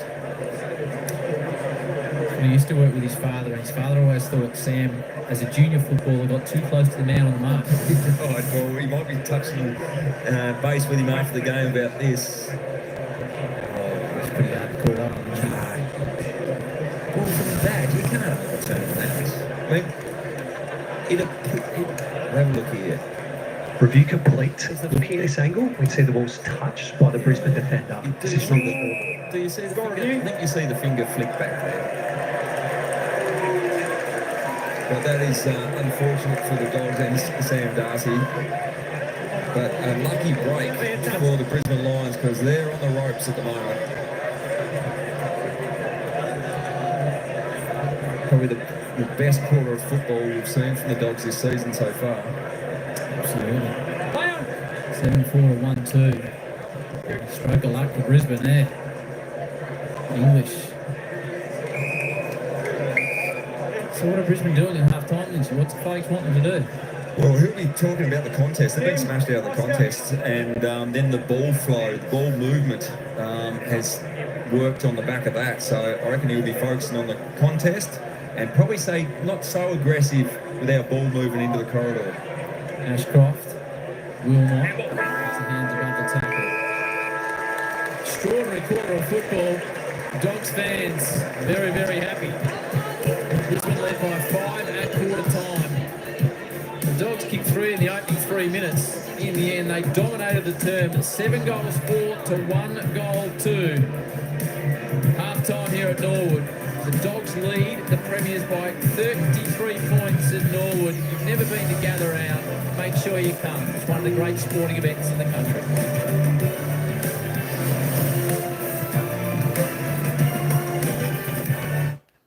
The new Hot Honey range. All right, folks. What's going on? What is going on here? I got no idea. I tell you what, the Bulldogs. Wow. Did they take control of the second quarter or what? 7 goals for the Bulldogs. 1 goal to the Lions. It was all the Bulldogs. This is a turn up for the books. This is unexpected. Unexpected, folks. We thought Brisbane, being the more experienced side, travelling pretty well, would just about get the job done today. But, folks, we can't write off Brisbane just yet. 33 points is the deficit here at half-time. The Bulldogs leading 9-8-62. 4-5-29 the Lions. We know how the Lions can come back. So it's going to be an interesting tussle in the second term. Paul, I know it's I can't believe what I just saw in that second term. It was like the Bulldogs were playing a second-rate side and they were just in control. They had the ball on a bit of string, controlling it in every way possible. We're seeing the Lions come back though. That is the thing. All right, that's the thing. I tell you what, it'll be interesting now to have a look and see what the odds are. Well, I can't find where the odds are. It'll be interesting to see though. We got funnily enough, the Western Bulldogs is leading the poll in our vote, 57% over the Brisbane Lions. So there we go. Maybe the folks in the live chat have got it right again. But we've still got a half of football to play, folks. We've still got a half of football to play. Let's go and have a look at the goal scorers. But before we do that, the AFL fantasy points, you play the game. Riley Sanders tops the table, 61 points. Riley West, 58. Josh Dunkley, the best for the Lions, 57. Goal scorers so far in the match. Here we go. Only 2 multiple goal scorers, 1 from each team. Aaron Norton, he's got 2 there for the Doggies. Riley West, Sanders, Fraser, Dolan, Davidson, Darcy, Bramble are the single goal scorers there for the Western Bulldogs. For the Brisbane Lions, Logan Morris, the only multiple goal scorer with 2. Darcy Wilmot has 1 with Levi Ashcroft. Folks, when was the last time you saw Brisbane Lions only kick 4 goals in an opening half? I tell you what, she's been a while. Disposal getter on the ground. Who's the leader? Well, it's Riley Sanders, of course, of the Western Bulldogs. Top 4 are the Doggies. Tops the table with 17. 5 kicks, 12 handballs, 4 marks, a tackle, a clearance, and a sausage roll. Yeah, that's right. He's kicked a goal. Riley West next best was 16. He's kicked 1-3. A little bit skew-if, but all going swimmingly there for the Doggies. Jasper Fletcher tops the table for the Brisbane Lions on 14. There's a newcomer, isn't he? Justin Fletcher. Hugh McCluggage, don't forget your luggage, on 13. Just before we do that, let's just have a quick look at the lineups because we didn't get there. I want to have a look and see if there was any changes. For the Western Bulldogs, Johannesson, Hines, Cleary came in for the Doggies. Baker, Vandermeer and Gallagher went out. Cooper Hines is the new player. Josh Dolan was the sub, and of course, Cooper Hines. Debut game there for the Dogs. No changes for the Brizzy Lions. The sub, Will McLaughlin. All right, let's get back to the players' stats. Where were we as we just roll down here? Sam Davison on 10. Tell you what, Darcy's starting to come into the game beautifully if you're a Doggies fan. And of course, Tommy Liberatore is having another good game as well. 12 touches, 4 kicks, 8 handballs, so he's doing pretty well. Lachlan McNeil on 9 there for the Dogs. Doing nicely. It's going on down a little bit. Levi Ashcroft just on the 8 there for the Lions. Who else have we got down there if we come? Cam Raynard's having a quiet game. He does that. He tends to do that in the first half, always quiet, and then he can sort of have a burst late. We'll see whether that happens for him. The big man, Oscar McInerney for the Brisbane Lions, only the 3 disposals. He's had 1 kick, 2 handballs, 19 hit-outs with the big man. All right, we'll come back to that in a minute. Gia, I know we went for the Lions, but it's only half time, still half of football to play. 33-point leaders of the Lions. Let's just get back to the commentators just for a moment. Perspective. The coach's box numbers look exceptional. They would be thrilled with everything they're seeing at the moment. Absolutely. In their coach's box, a lot of green. For the Brisbane Lions, a lot of red. And we just see, the points from turnovers, how dominant they've been for the match. And in particular, the big difference was that quarter. And again, contested possessions, and it just keeps going on. So that'll be really encouraging. But on the flip side, the Brisbane Lions and Chris Fagan will be going through this with a fine-tooth comb. Where can they make the adjustments to get the ascendancy? And it starts at the contest. That's where they would change things up. Interesting to see the low pressure numbers because the game's been zipping end to end at such a narrow, long ground that there just hasn't been time to put pressure on, which has made for an engaging first half. But our host plus performance of the first half, we have to take a look at that incredibly intriguing matchup between Sam Darcy and Harris Andrews. Yeah, the captain of the Brisbane Lions, the multiple Australian, up against one of the rising stars of the competition. Now, there's so much going on off the ball from Harris Andrews because he doesn't want to get into a track meet with Sam Darcy. So there's a lot of pushing and shoving off the ball so Harris can get off his man and block.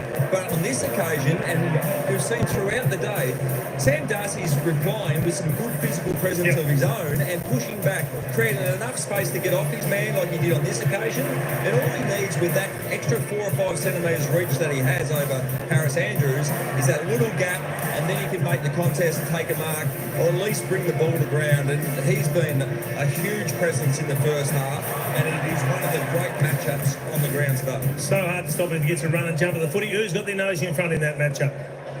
I think Sam Darcy. I thought Harris Andrews did an incredible job, but the work rate of Sam Darcy to keep presenting and getting off his man means he's just in front. We saw a kick in that second quarter that you don't see every day, every week, or every season. In fact, I've never seen someone square up the ball from one side of the defensive 50 to the other with a torpedo. It's easier said than done to actually attempt to kick a drop punt, come out of your hand like a drop punt, and then mid-flight turn into the perfect barrel and hit the target.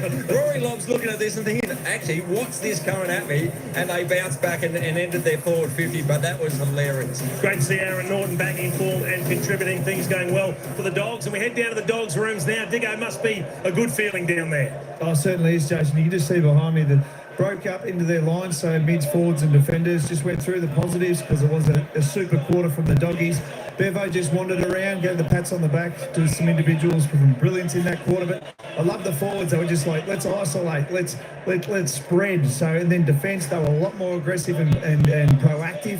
And then the midfield, they rolled the sleeves up. So they won the ground balls, they won the clearances, they won every number possible through there. So greens everywhere, as you guys mentioned, in the coach's box in terms of their indicators. But all positive down here in the doggies' rooms. Bevo would be very pleased with that first half of footy. I'm sure he would be. Thank you, Dicko. We're going to take a break. All the latest news from Gather Round on the other side. Plenty of problem solving going on in the Lions rooms, and we'll have the second half from Nowood coming your way shortly on Super Saturday Live.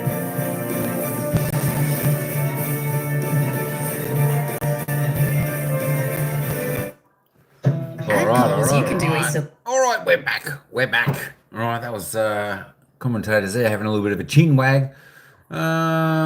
Exactly right. 10 minutes before the bounce of the ball for the second half, folks. Let's just have a little bit of a squeaky peek at the team stats while we're waiting until the commentators come back. Dogs just starting to get on top here of the Lions, of course, of that dominating second quarter here. 31 disposals in front. Doing pretty good. There we go. Lions still on song. They're on their season average. Not too bad. Just the Bulldogs going above that. The kicks, only 6 a difference. Plus 6 to the doggies. Handballs. Getting the link up are the doggies there. What's that? 25 plus. They're inside 50s. Both teams still getting plenty of action inside their forward 50. The doggies 31 inside 50s for 17 scoring shots. 26 inside Brisbane Lions 50 for just 9. Tell you what, the doggies defence, they are holding up tremendously well today. They're doing the job on the Brisbane Lions forwards. 9 scoring shots from 26. As we can see here, folks, efficiency inside 50, 67%. The Dogs on fire. That is, I said it before about some of the percentages in the last game. This is pretty rare. 67% efficiency inside 50. Only 30 to the Lions. They're getting hurt in that one. Free kicks. You really got to like a game that's a bit of free flowing. The umpire's putting the whistle away. They're letting the game play. We like to see that. Only 12 free kicks in total for the game. Don't often see that either. So that's quite good. The Brisbane Lions, Big McInerney doing the job there. Plus 7 for the Lions in the hit-outs. But the clearances, though, it's all the Dogs in the clearances, centre clearances. Plus 6 in the clearances. Plus 7 in the centre clearances. Just the domination of the doggies in that second term. 11 centre clearances. Season average is only 12.8. So they're on target for that. Stoppage clearances all pretty well similar. You look at the contested possessions, the Dogs are just going harder for the ball and uncontested as well. Just a little bit more control, plus 20 there. Turnovers all similar. The marks similar. Marks inside 50, both similar. Both teams getting their opportunity when marking inside their forward 50. Just having a look at the tackles though. Well, the Lions are tackling a little bit more. The Dogs 13 to a half. That's really low. But that being said, they've got the ball a little bit more often. Tackles inside 50, doing good as well. Brisbane Lions on the season average. All right, let's just go back here. We'll go back there. We are just under 8 minutes away before the bounce of the ball. We're just waiting for the commentators to come back. We'll just wrap up with Paul. Paul watched the highlights of the game last night between Sydney and Collingwood, where Collingwood had a good victory. Let me just take you through the winners so far in Gather Round 5 here. Of course, the opening game of Gather Round was Adelaide v Geelong. Adelaide were in full control of that game up until half-time. A little bit like this game, folks, but Geelong came with a big run and ended up winning that game 119 to defeating Adelaide to 100. And of course, last night, Collingwood had a comfortable win over the Sydney Swans, 109-78. Not the best wins, I thought.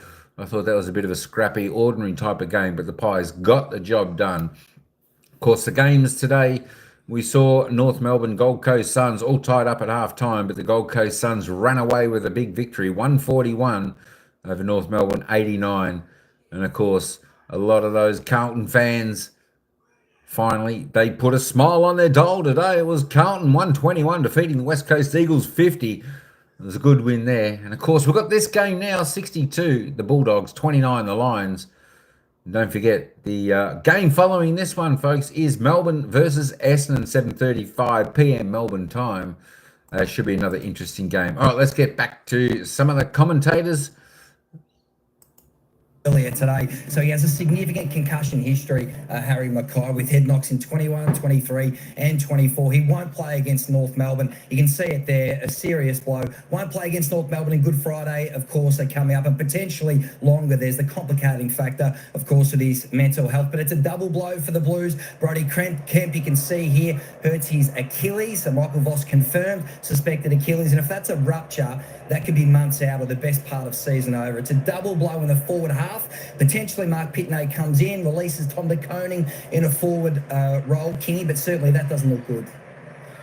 Yeah, well, it's obviously disappointing for them, but for Carlton supporters, they're glad to be on the board. Yeah. 1 and 4, they smacked them in the clearance today, plus 22. Now, it wasn't a very high-pressure game, but the midfield got going today. It was Cripps, it was Cherrett, it was Hewitt, and Sam Walsh. Cripps and Walsh, 6 goals between them today, and multiple score involvement. So from a Carlton point of view, they got a lot right, Kingy. Oh, it's worse than that. I think the West Coast Eagles, as much as we don't want to talk about them with where they are on the AFL ladder, they had 77 contested possessions as a team today. That's the lowest number ever recorded in any game in the history of champion data. 77. That's over 5,000 games of footy. They're the bigger toy that is tonight, aren't they? Cannot wait to chat later on. We'll delve deeper into it in the Saturday night debrief. Calm before the storm here, but gates will open soon for the standalone Saturday night fixture between the D's and Bombers. But we're back to Norwood Oval next. It is the Western Bulldogs leading Brisbane by 33 points.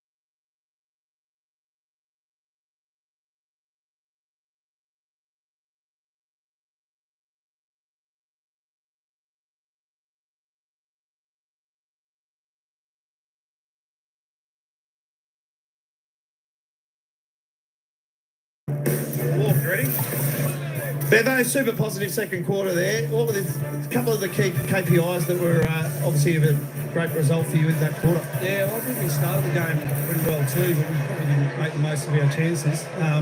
As you know, they just cut you up through the middle of the ground on turnover. If you remember the first quarter kick across the ground from Joshy Dolan to Sammy, like it's going to be out of there next month. So I think it was pretty mature stuff from the boys, some real composure around the arc. And we shared the footy, so that was great. But I think the combat in the middle of the ground and the contested elements, which we're trying to build and improve on, I think they've been in the right spot today. And but we know with Brisbane, they'll come out, and it's like the reinforcements will come as far as their intensity and their mindset. So we're going to start this quarter with some real vigour. And Sam Darcy, Harris Andrews, knew that matchup was always going to be an attractive one, but he's had to fight for it. I mean, he's had a great first half, but he's certainly earned it from Harris Andrews. Yeah, he has. And I mean, there were times when in the first quarter, Harris took 3 intercept marks in the first half of the first quarter, and we did have some plans there. James is probably just a bit light to meet his strengths, but he was doing his best. And so, yeah, as the game rolls on, obviously they're going to rely on him to intercept some footy. So we're going to use it well, and hopefully the Keys can stay in it with their involvement. But I've really liked what our smalls have done. We've represented at the foot of the pack. We've kept the ball in our front third and built the pressure. So it's a nice template if we can repeat it. Appreciate your time, Bevo. Good luck in the second. Thanks to Go Time. Thanks. Thanks to and the coach. Just making his way from us now. 33-point half-time lead for the Dogs after they kicked 7 goals to 1 in the second. Lights taking effect now as the shadows drift across the ground. A little relief from the heat for the crowd.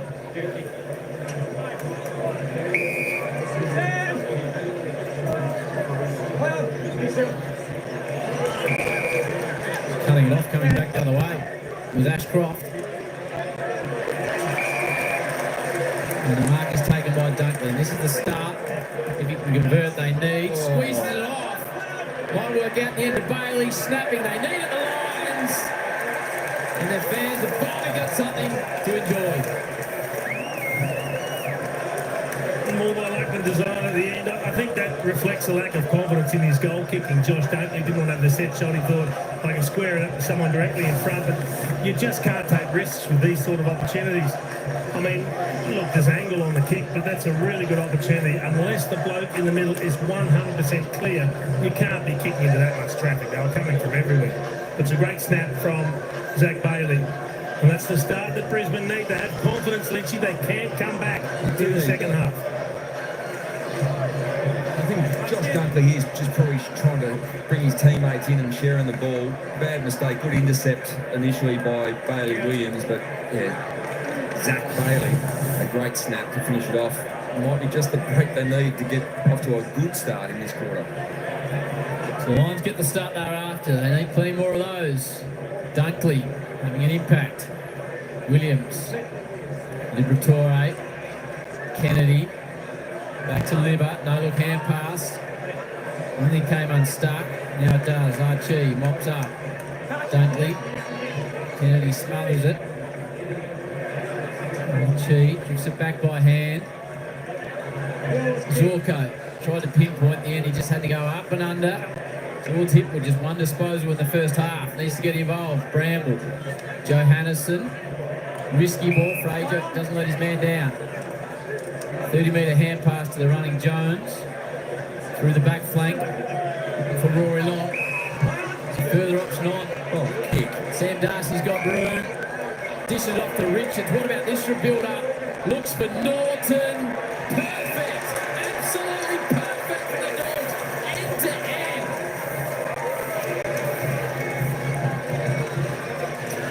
Well, that is... You take a look at the Bulldogs build-up to this goal. It started deep in defence, but the vision and quick kick from Rory Lobb once he took the mark up on the wing was exceptional. That released Darcy. Keen to have another look at the kick from Norton when he kicks the goal too, because I reckon he lost control of the footy, putting it to boot. The ball comes out. Yeah, this is a great kick. So Jones picks out Lobb, and then Lobb has a quick look here, sees him on, and releases him. So you reckon Norton here is going for another barrel? I want to have a look at the start, drop, punt, goes barrel. It's an ordinary ball drop, actually. But that great ball movement and much better composure. Started with Jones coming out of the D50. Perfect answer. Goal of the day for the Dogs. Neil and Liberatore. That is a hard yakka battle. And get it back to McCluggage. McInerney ran into English. Levi Ashcroft tried to go off the ground. Johannesson, good to see him using a bit of his pace. Richards, deep. Darcy, Harris, Andrews. Darcy, what a battle we're seeing between these two. Takes you back to the great contest between a fullback and a full forward. He knew he was in trouble early, Harris Andrews. The long kick coming in. Darcy had position over the back. He knew he was in trouble. He did everything he could, hanging on, scragging, trying not to give away the free kick. But in the end, this man's too good. He's only going to get stronger and bigger. He uses the long reach to push Andrews out of the way, takes the mark, and you wouldn't expect him to miss from here. Kick one, had a second taken off him for touched by Harris. Directly in front, Darcy's got his second.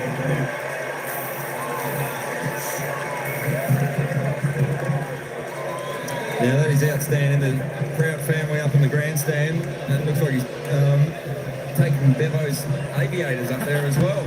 But Sam Darcy, one of the greatest assets you can have as a marking forward is identify where the ball's going to drop and know why this man is now coming into this round. Let's see top 5 rated players in the comp. Number 1. There's some fair players in there to list. Number 1 is Sam Darcy because he's doing things like that. Winning contested ball, so identifies where the drop zone is. Now Harris Andrews, as you said quite rightly, Jace, he's in all sorts of strife because Sam only has to hold him out to protect that drop zone, and then the last minute just drops back and takes an easy chest mark. But all the work is done prior to that. It's one of that generation that played so little footy due to the COVID era as well, coming into the end of high school. And on that occasion, it was Andrews that had Darcy under the ball. He just held him out of the contest. It's been fascinating to watch those two go to work. It's just quality against quality. Payne. Brisbane down by 39 points. Archie looked in the first term to go into the middle of the ground in these situations. Might have the confidence at the moment to do it. Wilmot. Berry. Neil.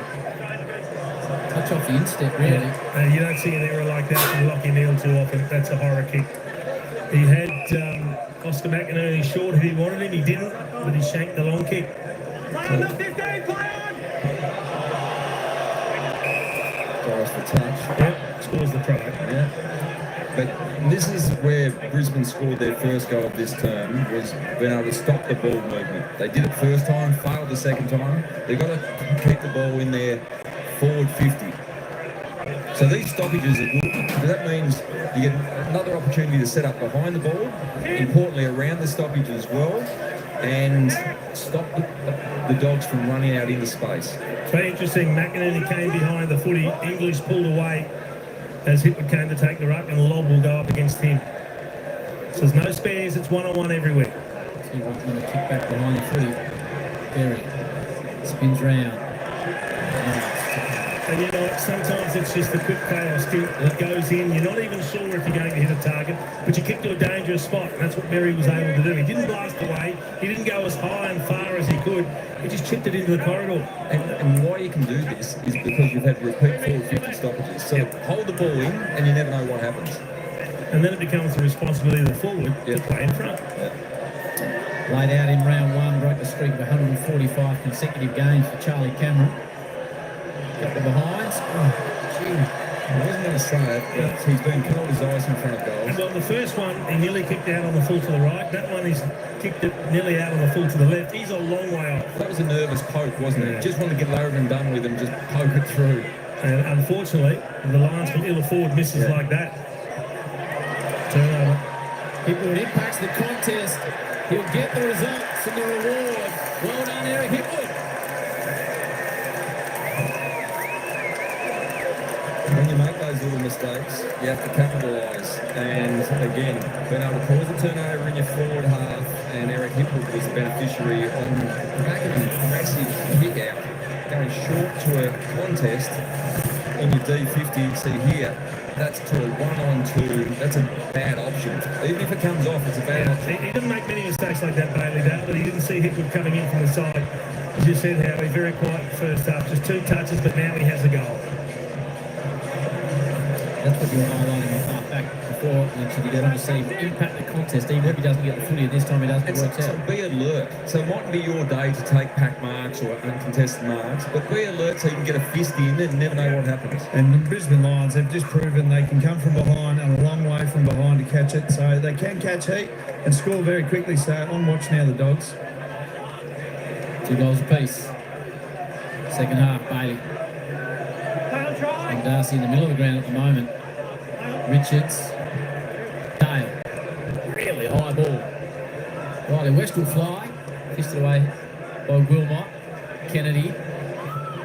Fraser. Liberatore out to space.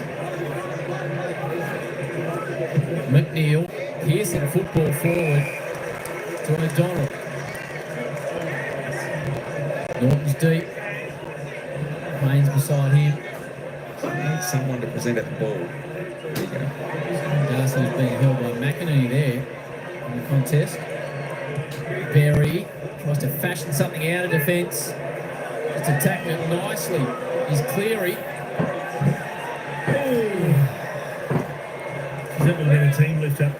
I like what I'm seeing from Norton. Now he's a little bit sore and sorry after that last contest, but he spread eagled a couple of Lions defenders, left them trailing on the ground behind him. So he is really attacking every contest. Zorko goes again. So close to a first AFL goal there, Luke Cleary. This is aggressive by the Lions. Rayner's leading hard into space. Morris is deep. Kick 2 in the first term, did Logan. And going that direction now. Does well to enter the contest because the kick didn't favour him, Logan Morris. Rayner, the powerful one, shrugs a couple of tackles. Oh, Big Oscar puts her fist on it. Not sure what the plan was there. Get a free kick. But it'll work out. Big Oscar, what the full note he was there. See, I like the aggression from Cam Rayner. He just made a decision. He said, no one's tackling me. I'm not getting stopped here. This ball's coming out and it's going forward for us.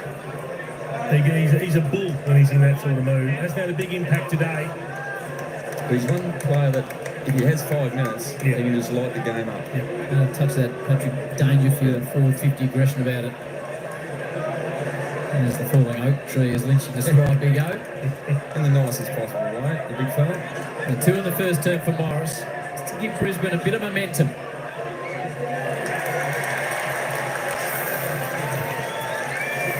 Three for Morris, 3 goals to 2 for the turn.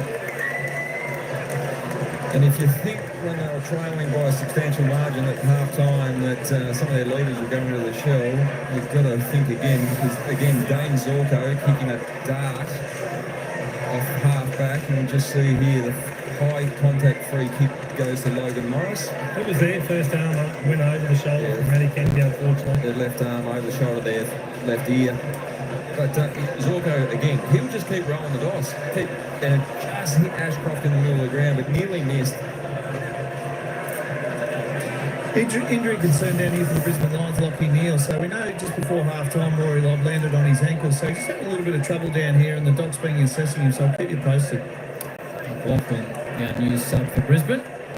Arms subbed out in the opening 3 minutes of the game with a foot issue. Well, the good news is he didn't look too distressed like he did, and he'll fight through. More than likely, fight through whatever he's got.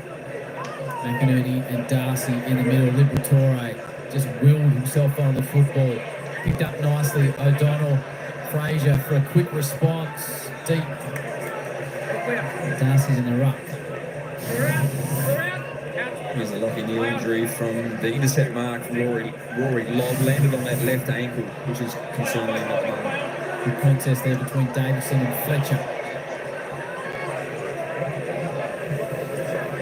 And remembering Lockie Neal limped through the last half a dozen games of the season with an ankle injury last year as well before a post-season operation. He's up and walking about though. It's going to be hard to keep him off the ground. Well done from Ashcroft. To McCluggage. No one comes at him. So Neil Griffin tracks back. It was directed at Rayner, who's looking for a hole. Yeah, he's too worried about looking for the free kick. He's going to attack the footy. Jones forced to kick. Chi through his hands. Davidson, fantastic runner. McCluggage strips him of the footy. Towards Will Ashcroft. Sends it deep. Rory is there. That's what he does. What an asset that is. Yeah. Ball to the outer side. And I think you said in the first quarter, Jace, it was last year. It was almost the last roll of the dice. Let's chuck him down back and just see how he goes. Last chance he would have ended up in the scrap heap. Absolutely, he had a fork in him, and he was about done. Round at 16 last year. Yeah, amazing. It's turned his whole career around. There's a few turnarounds like it, I don't think, in the game, Lynchy. West. And now he's putting woof woof in his hair and he's on top of his game now. Bramble. How the hands. Good hands. The Dogs build again. English after it. Payne's got him for speed and did well to keep his feet. To Berry. He's going to be under pressure. Here come the Dogs and get a free to Berry. To see English panicked. He knew that he didn't have the speed to go with Jack Payne and panicked and went to ground. Terrible kick for a ruckman though that's leading. He put it on the deck in front of him. Berry looks to Dunkley, who gets a nice flight. Now Eric to Buku. Sure, a few of those disposals. Not required. Zorko's got McNick. In-step Martin. Straight to Levi Ashcroft. It's a weird passage to play. Doesn't work out in the end. Still they come, the Lions. Could still work out. Bailey from the top. Strange football. Brilliant finish. Strange footy. If we review the last minute and a half, I reckon we saw about 4 throws. The ball's just getting chucked around. It's hilarious. But the pressure's on. There were scrubby kicks, but some clean hands at ground level, picking up those rubbish balls on the ground. And in the end, it's a scrambled goal that works. Have a look at this kick from Eric. He goes, well, there's my right foot. Cop a bit of that. A good clean hands there from Ashcroft. And Bailey just protects it in here. He gets a half a throw there. What a snap. I would have thought the music overlay for that passage of play would have been something from Benny Hill, I would have thought. But you would have had to cut it the moment Bailey got the ball. Yeah, bit of class there to finish off. So they kick 3, the last 3 goals of the match. Back to a 22-point margin. I've seen them do it time and time again, Brisbane. Come from way back, famously against the Giants. Morris keeps it in front of himself. There's another go here, Morris. Rory does well with the tackle. Not sure how he got rid of that. Good to see Lockie Neal back out on the ground. Day to Bruce Reville. Game's certainly gone up a notch. And needs to. The Bulldogs have to respond. It's the last thing they have been reasonably well held in the first.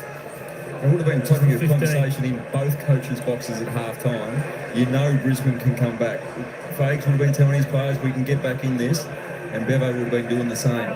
McNeil runs into a line. Zorko runs away. Pinching ball forward.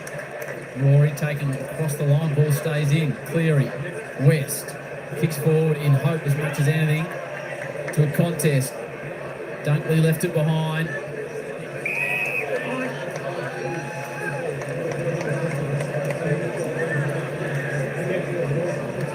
So they got out to a 39-point margin, the Dogs. It's been eked back to 22.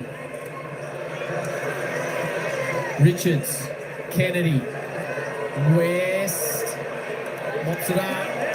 Run by Ashcroft. Bruce overruns it, goes back, gives it to Zorko. These are important moments in the game. Both teams wrestling for the momentum. Gee, that was a good kick from Zorko. It had to be perfectly weighted. There were numbers everywhere for the Dogs. He's hit 2 very aggressive kicks in this quarter already. I have to say, this is perfect conditions now. You can see the ground fully shaded and the temperature's definitely dropped, so ideal right now. The pressure's lifted from the Lions, which has just meant the disposals from the Dogs isn't as clean. Kicks the pack. English splits it open.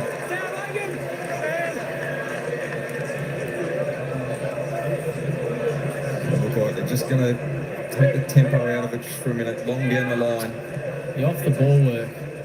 between Andrews and Darcy is constant and intense. Quick answer, Neil. Leicester. Andrews. Mazorko. Brisbane fans like to see the ball in his hand. He wanted to unload deep, but there was nothing working for him inside the attacking 50. He wants it back. Yep, Rory Lobb's taken front spot away from Eric Hipwood. And Sam Darcy's just come off the ground. You see Harris Andrews on his own, so he's actually cramping at the moment, Sam Darcy. They have worked hard in the heat. The last three, Brisbane. So now Dave's got to be careful with the kick because his opponent is Tim English, who's deep, and he's going to keep away from him.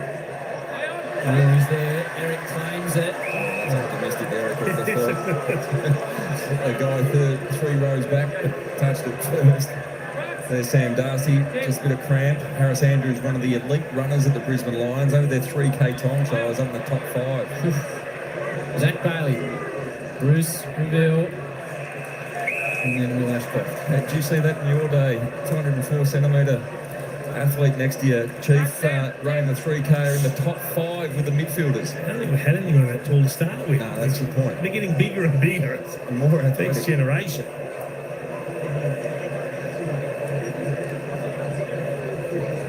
Day. Neil clean. Right to the teeth of goal. Jones comes back. And when I meant, did you see a really good athlete when they were up in there? Think of those, they went on by.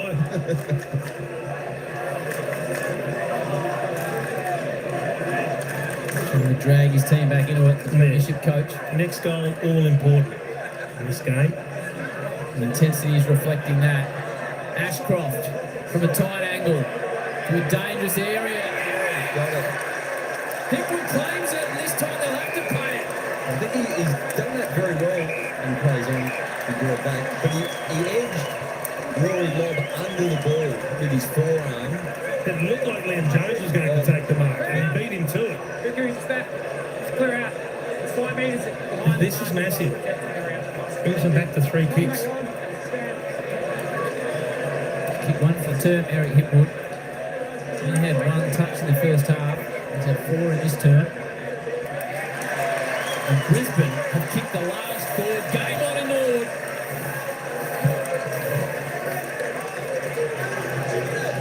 This is absolutely turned around. Getting the ascendancy in the middle of the ground, starting to move the ball a lot better. And this was a good kick to a dangerous position from Ashcroft. Just see he gets around Levi, puts it at the top of the goal square, and in comes Hipwood, and just edged Rory Lobb under the ball. And he's got a big chunk of that.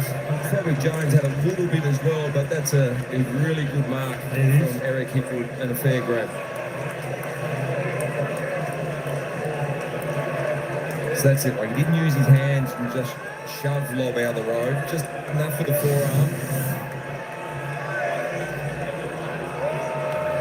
39 point was the margin in the second term after a 7-goal-to-1 turned away the Dogs.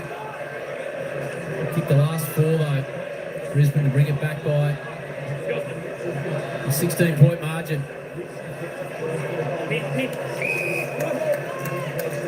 Scott Darcy getting further work. I'll tell you what, the masseuses, they're going to be busy over the next 40 minutes or so to see this game out. They're going to have to keep getting players up so they can run this game out. Dog supporters won't want to hear this. One of the main hamstring players for the Brisbane Lions has been Josh Dunkley in this quarter. He's had 9 touches already. Dogs driving forward. Dicko, you thought they were doing a hamstring test on Darcy, did you? We'll get back to Ben momentarily. Here's Eric. He's starting to really roll now in front of Rory Lobb. Goes deep forward. That is an exceptional contested game. Plays on 5 in a row for Brisbane. Here come the Premiers. I can't wait to have a look at the replay of this mark from Rayner because it looked like he was looking for a long kick over the top of Liam Jones who was trying to get back. And I thought, Lynchie, that he would try and work Jones over the footy. But he comes back, stands in front of him and uses the old 2-footed vertical leap right in front of him to take it. So he's calling for it out the back. You can see him bottom of screen. And then he goes, no, I'm going to go to the front here and just jump up, track the ball better. Exceptional.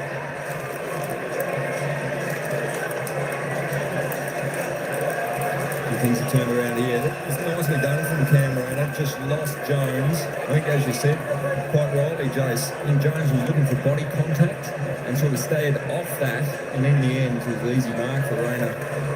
But they just can't stop the run now. How have they turned around? Well, it's been extraordinary. They've just been pumping the ball forward, but all of a sudden, some of them have gone to work. Like Eric Hipwood, who's been super quiet, has got involved. He's kicked a couple. He's set that one up.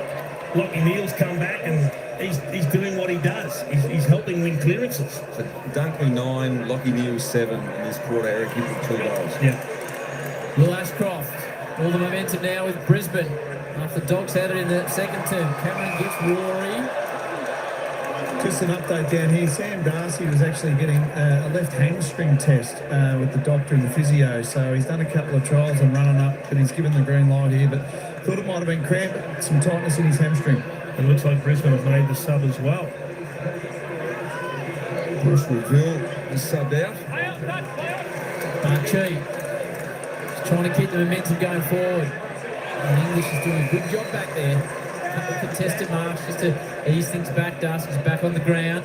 He's got Charlie Cameron beside him at the moment. Charlie being 2-10 on that matchup. Now Harris Andrews drops in. Back 2 minutes, stand like boy. This is a full-on contest behind the ball between these two key position players. Elbows, pushing, shoving. McInerney, Archie, Cameron. Knows he's got the speed required. And Berry. Zorko's got the position here. This is what he wants. He wants to look for an opportunity inside. Looks, nothing there. He had Day long and wide if he wanted him. He's determined to go in, though. He wants to get in there.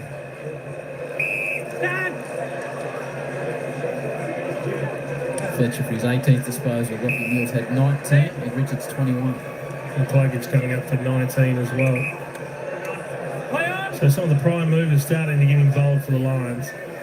So 50's 39 apiece. Cracking game of football this. Liberatore did well to Cleary. Richards to the running Bramble. Here we go again. The big boys complete. Harris is a free kick. It's going the way of Darcy. You can't take your eyes off this contest, Lynchy. Great contest. It's hard to watch the ball because you want to watch the contest which is well up the ground, and that was two big players pushing at each other, trying to protect that drop zone and then push off. Sam Darcy pushes off, and it was seen that Harris Andrews just had the arm around the waist. Good mark anyway, Darcy. Just steady things down for the Dogs. The young star from directly in front. Oh boy. Not quite. Big moments. That hurts. That was the settler they needed. Gee, we're setting up a magnificent fourth quarter here, Howie. It's going to be a belter. My word. Let's see how Zorko goes here. Low, piercing, aggressive down the middle of the ground. Very aggressive, Lynchy. Wilmot was aware too. Leicester. Now to Will Ashcroft. Spreads it wide to the skipper, who's been involved in a titanic battle all day with Sam Darcy.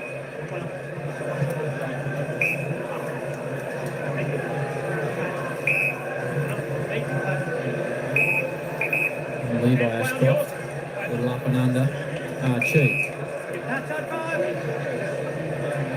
Lights starting to take effect in the twilight here in Norwood.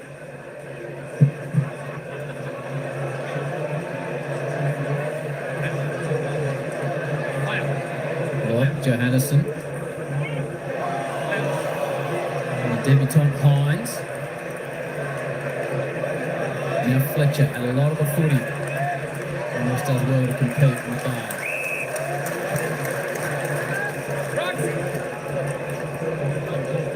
Tim, Oscar. Stop play there. Sam Day. Blood rule. The blood rule there. It was Sam Day. See Logan Rice on the screen there. Sam Day has worked pretty hard across half forward. Hasn't had a lot of the ball, but has presented up, made a good contest. Yeah, he's done what they've needed him to do, Lynch, hasn't he? But, his main role is, like, you can't have a direct replacement for Joe Danaher, but his main role is to stop the intercept defender, get the ball to ground, and cause forward 50 stoppages. And then play the second ruck. Yep. Some direction to Kennedy. Ashcroft. Buku Karmas. Morris. Archie stands up in the tackle. Gets it back to Lockie Neal. Wants to get on the right. Lockie Neal. Coming back is Bramble. Come back to the 9. Yep. Still put their hands out some players. Now what's that for? It's just a rule that's taken a while for them to get a hold of. Is that one in the rush behind at times? Players don't understand it. Strong mark by Fletcher. It's about going back into his defensive 50.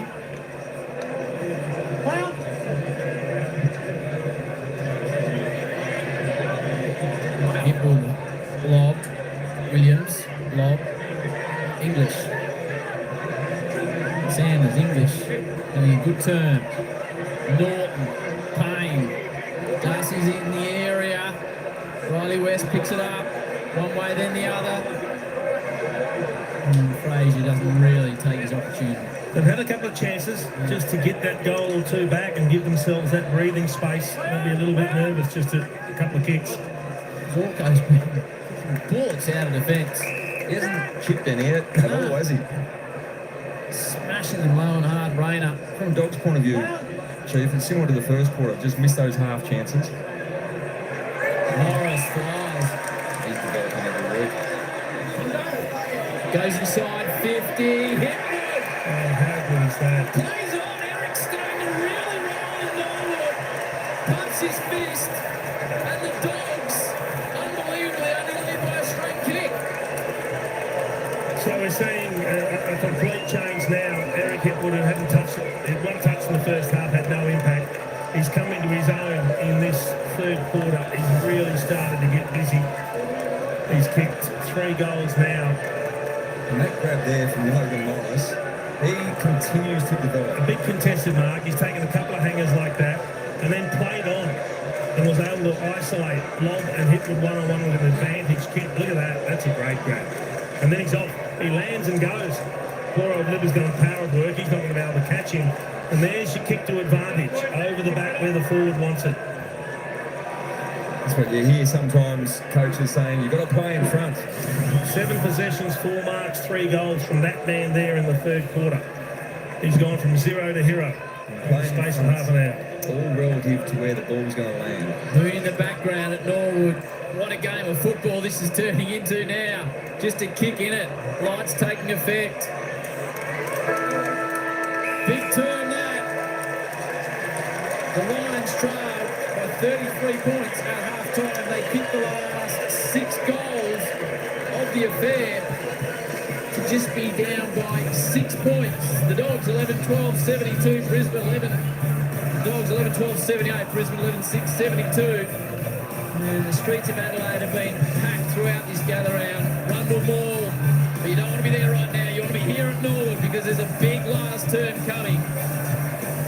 It is the Dogs leading by 6 points. Super Saturday Live.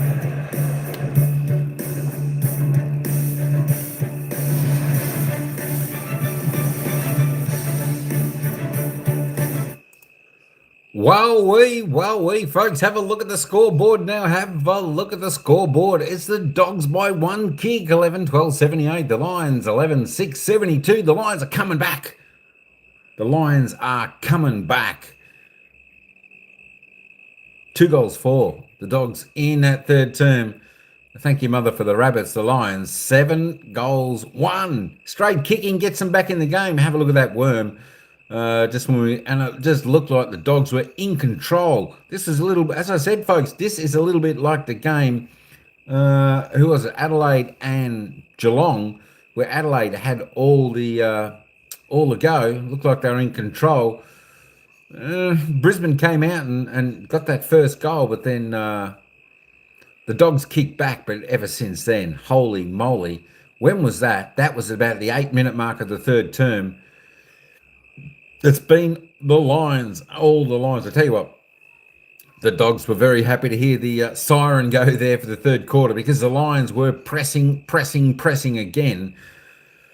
Whew, I tell you what, my money's on the Lions for this game. Don't worry about that. Mark, I tell you what, Mark, Chia, Addy G, Taddy, we, you can't write off the Lions. The reigning premiers. That's why they were the reigning premiers, folks, and that's what they've been doing this year in some of their games. The big comebacks. As I said, their class, their experience in these types of games, they're always going to give you a show, give you a chance, give you a run for your money. You know they're always going to put in, give it their best crack. Tell you what, one straight kick. We couldn't have imagined that. It all came down to that one goal, Mark, when we're saying the next goal will be vitally important, who gets it. If the Dogs had got it, maybe the momentum would have swung back their way, but it was the Lions who got it. Full of running. Let's quickly duck over, look at the goal scorers, see what's happening over on that front. We've got three multiple goal scorers on 3. One of them is for the Western Bulldogs, Aaron Norton on 3. Sam Darcy on 2. Sam Darcy had a shot pretty much directly in front from about 30, faded right and missed. Could be a costly miss in the end. Riley West, Sanders, Frazier, Doolan, Davison, Bramble, all singles for the Dogs. For the Lions, there's Lions are starting to roar, folks. The Lions are starting to roar. Morrison, Hipwood's coming into the game, looking rather well in that third term. They've both got 3 goals for the Brisbane Lions. Zach Bailey with 2. The single goal scorers, Wilmot, Rayner, and Ashcroft. There we go. Let's just have a look at the disposal count. Now it's starting to mix and match a little bit. Ed Richards tops the table, only 22. This game has been shared by pretty much every player out on the ground. There's no dominant player. Every player's doing their role. I'll tell you what, who's going to stand up? Who's going to be the man to win it for the team? Who's going to explode? Is it going to be Sam Darcy? Is it going to be Lockie Neal, Eric Hipwood? We're just going to have to wait and find out just a few more minutes. Who's going to take this game out? Riley West next best on 21. Lockie Neal and Fletcher, both 21. One off the pace for Brisbane. Tommy Liberatore, I tell you what, he's had a stellar season. Best season of his career, I would suggest. He's on 20. Will Ashcroft is up to 20. So is Dane Zorko up to 19. Put in a couple of a good quarter there by the fellas. Josh Dunkley up to 17 for the Lions. Rory Lobb there on 17 for the Doggies. Tim English, not too bad in that third term. 16 touches, 9 kicks, 7 handballs, 25 hitouts, the big man for the Doggies. And there we go. Let me just roll through this a little bit quick, and we're going to get back down to the ground. The commentators are back. We're only a minute or 2 away from the game. There we go. Hipwood. A little bit of a quiet first half, but the third half, there we go. Seven disposals, 7 kicks, 3 goals. So he certainly did his job in that third term, which was a lot better. All right, we are only 35 seconds out from the start of the final quarter here. Who's going to win between the two Titans? Is it going to be the Dogs or the Lions? I'll tell you what, folks, for me, I think the Lions are going to be roaring at the end of this game. All right, let's head back down to the action. Or it's the Bulldogs by 1 solitary goal. Can they hang on, or can the Lions eat them alive? Visually as well, because when they did lose possession, the Dogs would get it, but they were under that much pressure, they couldn't hit the lace-out pass that they were doing so well in the first half. So massive turnaround from the Brisbane Lions, and the coach's box will be much happier at three-quarter time. And it was 15 to 11 inside 50, so a small territorial advantage, but 7 goals won to 2 goals for. The quality of ball going forward for the Bulldogs was vastly different to what we saw in the first half, and Brisbane, on the other hand, just started to look like they'd kick a goal every time. Ben Dixon. Well, I flagged, obviously, in that third quarter, Brisbane got their first goal, and the last 4 times where they've trailed at three-quarter time, Brisbane Lions have come back and won, and the last 7 times at half-time, they've come back and won as well. So they love to chase. We know that. We saw that in the final last year against the GWS Giants. So margins of 39 and 50-plus twice. So they can certainly come from behind, and we've seen that in that third quarter. But don't forget the Doggies too. They've won all of their 4 quarters this season. So This is going to shape up to be an absolute cracker finish, boys. Very late out of the huddle, the Bulldogs. Luke Beveridge just getting his last message through. The Lions were in position. They've been waiting. They've been chatting to the umpires, and the Dogs only just now getting to position. So this is going to be a fantastic 30 minutes. 4 points up for grabs, and one of these teams is going to get a ripper. And as you said, Jace, it was the big guns for the Brisbane Lions in that third term with Zorko 10 kicks, Dunkley, Neal and Ashcroft all 9 disposals for the term. Magnificent night here in Adelaide. It's the game we were hoping for. Brisbane by 5 at quarter time, the Dogs by 33 at half time, the Dogs by 6 going into the final break. Packed crowd. They're in the hill, they're in the standing areas. This continues, they might be climbing the fences to get in. I reckon Brisbane forgot about the heat policy, the extra 2 minutes break at 3/4 time. The lights are on, we've got the full moon, everything's perfect, it's set, but the umpires are waiting for the heat policy time. And now everyone's out there. Just get it started. There's a full crowd in. There's a full crowd out. They're ready to go. Streets. Let them loose. Should be a great final term here. Mind you, umpires need to break too. They're covering some ground, and it has been damn hot out there. Brisbane looking to win 5 straight to start a season for the first time in the club's history, which is incredible when you consider the success this team has had. All right, let's get going. The Dogs by a kick in Norwood. Kennedy pokes it forward. Fletcher, he's had a big game. Sends it to the half-forward line. Dale, chipping forward to Liberatore. Not as bright, I'd have to say, the lights at this ground, as you typically expect. A touch darker than normal. Particularly on that far side. Yes. Right back at the old suburban oval. Yeah. The atmosphere is good though. It is. Wilmot with an up and under. Across that. He's playing a second half like few you've seen. Sends it inside. English, caught by Morris. One kick he had in the first half. One touch in a half a footy, and now he is lighting it up. Big Ecker. He's catching bombs there. He's on That fire. was a dirty old bomb, and he's taken a big grab.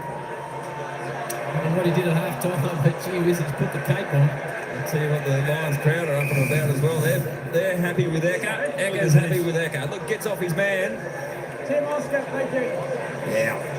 Nice. You're right, Lynchy. The crowd, the cheering Lions, they went up when he got that one. They're massive down here at ground level.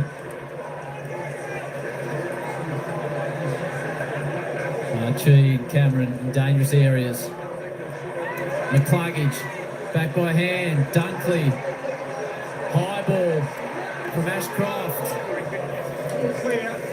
Dicko, is there any win to speak of? Do we feel there's a favoured end here? No, not at all, Lynchy. Not a breath of wind. It's perfectly still out here. What's the light like, Dicko? Silly question, but from ground level. No, it's not silly. It's not overly great, to be fair, Nelly. When all full lights are on, but there's still a little bit of shade over here.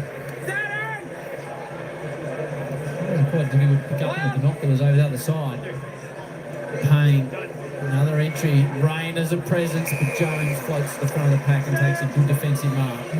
We saw for much of the third quarter and early start of this fourth quarter, this is where the Dogs are struggling. They're struggling to move the ball off their back half. Because that's happening. The Lions are set up beautifully behind the ball and just continue to intercept and put the defence of the Dogs under pressure once again. Payne, repeat of the previous play. Drives it deep. Jones is there once again. Hipwood's got a taste for it now. And this was the major turning point, I think, for Brisbane, was get it in, get the forward 50 stoppages, repeat stoppages, and then generate a shot. Bradley, clear out.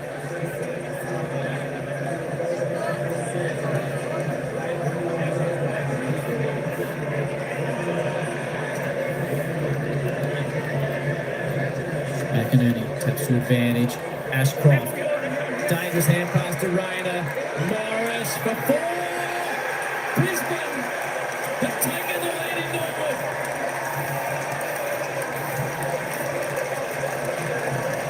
It's a bit of a luxury, Jace, if you've got the +1 in your forward 50 and the Lions managed to find the extra We've got out to Logan Morris here from this stoppage. And they've turned things around here in the clearance situations. And good hands once again from Ashcroft over Rayner. His man had to come off with Logan Morris's. And that's the greatest asset, I think, of Will Ashcroft, is he just puts the hands into the hands of his teammate in a better position. Great play. Again, at that stoppage, they got first possession, the Bulldogs, but the pressure caused the turnover. The kick wasn't released, and then they found Logan Morris, and he just gets better every time you see him. He's going to turn into a heck of a player. Kicked the last 7 goals in this game, Brisbane. Now it's up to the Dogs to respond. Torre, good man to have in there. Dunkley, Neil, it was those names that really got going in the third, Jason. Yeah, but the Bulldogs have got to sit here and say, right, there's 1 point in it. If we were given this coming to the game, would you have taken it? Absolutely, against the reigning premier that's undefeated. So just work about what we're going to do for the next 20, 25 minutes. Don't worry about what's happening with the last 7 goals against us. 6% time in front, Brisbane. Yep, there is an opportunity here for the Bullies. Davison, Kennedy. Main's had a good start in the final turn. He's come into the game, and Norton's drifted out of the game a little bit in this matchup too. And the issue there was, you've got to get the ball to ground. So Norton has at least got to push back to get the ball to ground rather than setting up this intercept mark and the rebound. Where's Darcy end up? When does he come into the play? McCluggage, long ball, Rayner. Acrobatic customer. And the other thing that might be a telling factor in the last quarter is the fitness of the players on such a warm day. Who's handled it? Who's adjusted best to the warm temperatures that they just haven't had a lot of this season. And the Dogs had to make that sub 5 minutes into the game, or 10 minutes into the game. First turn, the ball was really pinging around too. There was very few stoppages in the heat of the day. Dolan, Sanders is really good today. He's lost a boot there. As Hines. Pressure again, exactly. And Bailey Dale trying to burst through and set something up. He gets tackled, has to handball. Handball doesn't hit the mark. McCluggage delays the entry. Then sends it really deep. She arrives at the moment.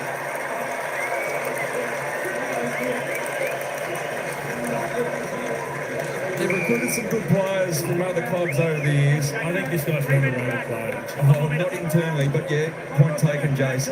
He's been a huge player. 18 disposals he's had.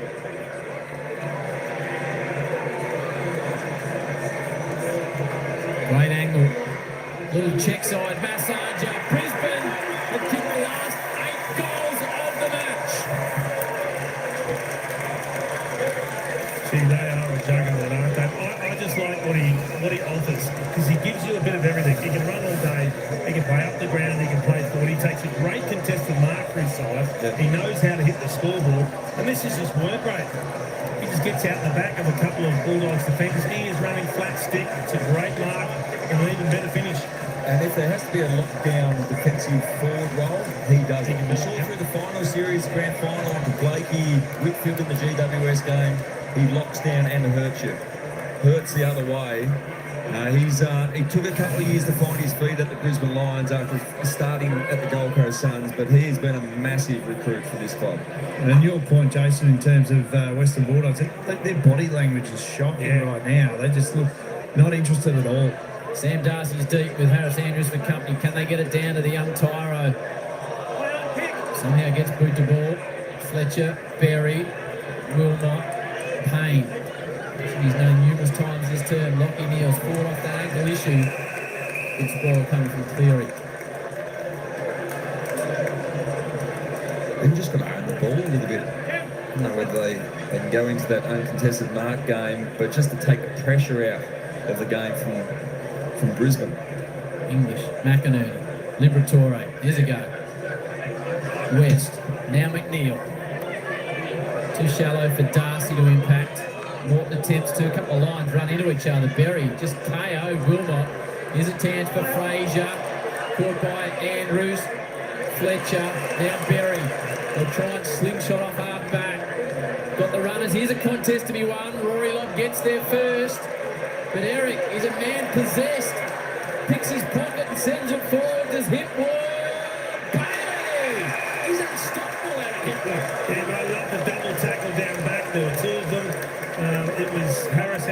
one down, and then when the ball's still free, Andrews laid the shepherd, allowed Fletcher to get the ball, and then they release. And they are full of run. They look like the legs might be a little bit stronger at the moment, early on in this last quarter.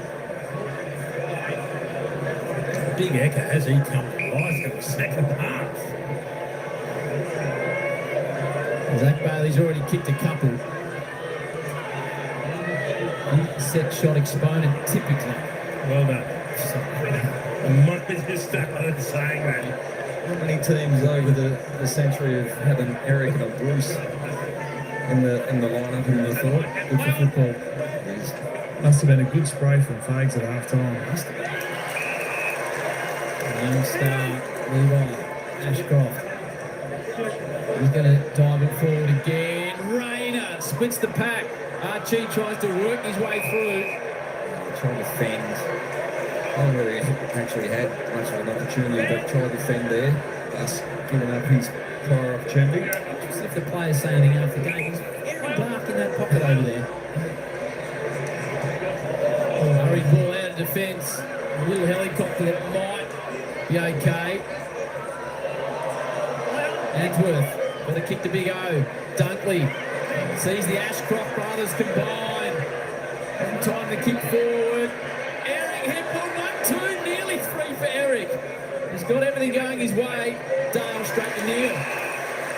It's extraordinary to change. I mean, right now, Eric Hippolyte looks like he's got a cape with a big S on it. He's flying at everything from 5 deep. And if he's not marking it, he's busting the pack and bringing it to the ground. And they're keeping it alive.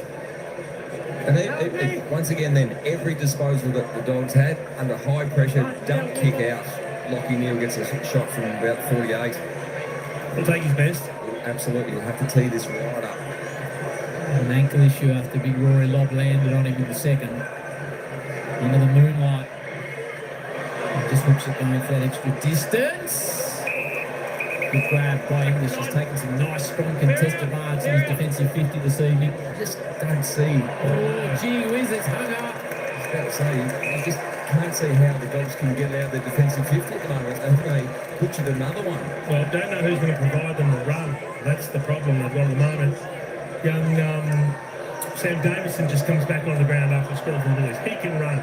They need players like him that can get to the outside. Rayner looks really threatening. He's playing with a lot of energy and vigour. Bailey looked for the high and got it. He picked the ball up. He knew the tap was coming. Well, it was immediately high from Davison. Well, let's see if he can readjust from that last kick that he had. It wasn't great for the confidence, so he gets an opportunity here. He's off the last one. But just so you're around these stoppages, the Lions players are hitting the ball at pace, so you're always a chance to cop one high as well. It's interesting watching the players come to a spell to the bench. They are exhausted. And when you get sent back out. Oh, Cam Rayner, how flat was he? Take 2 for Zach Bailey. Second attempt. He kicks his third. 9 on the bounce for the Premiers.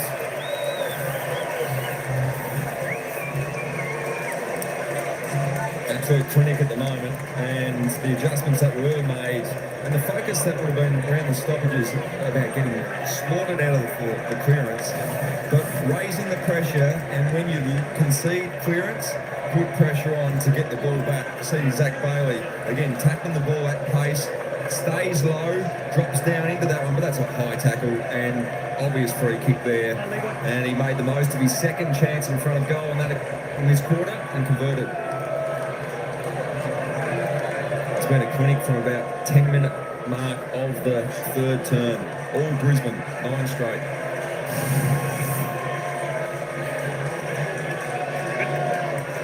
Well, who can stand up for the Dogs? Who can get it forward? Who can get Darcy and Morton an opportunity?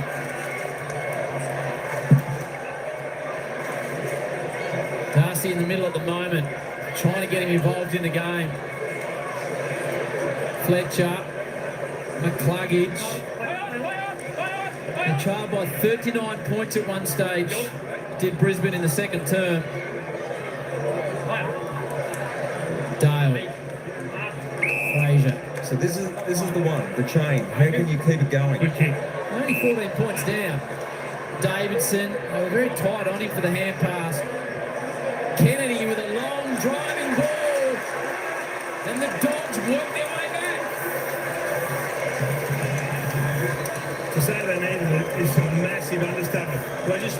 Sam Davidson coming back on the ground. He was one that provided some run through the middle, and he got that aggressive kick from half-back that went into the corridor. He was the one that was then able to release Kennedy with the hand pass, and a really good running finish.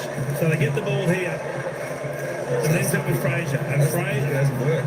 Fraser has to hit this kick, and it's a beauty. Look at the run given by Davidson, and then he releases Kennedy. Great hands, spectacular finish. Well, Bevo must be the good luck charm. He's just come down to the boundary line to coach out the last 11 minutes. So he's up and about down here. And they were the shots they weren't converting in the third quarter. They had a few opportunities, but didn't finish them off. Dogs trailed by 5 at quarter time, led by 33 at half time, led by 6. Sam Darcy got blocked. Oscar McInerney didn't let him contest the ball. Plays on, shows a bit of the footy, then unloads a 65-metre drop punt down in the path of Norton, competes well. Sanders had a great afternoon. Get it again here. Williams from the pocket. Oh, right about that for a finish. Bailey Williams brings it back to 2 points. She's turning into a game of the season stuff.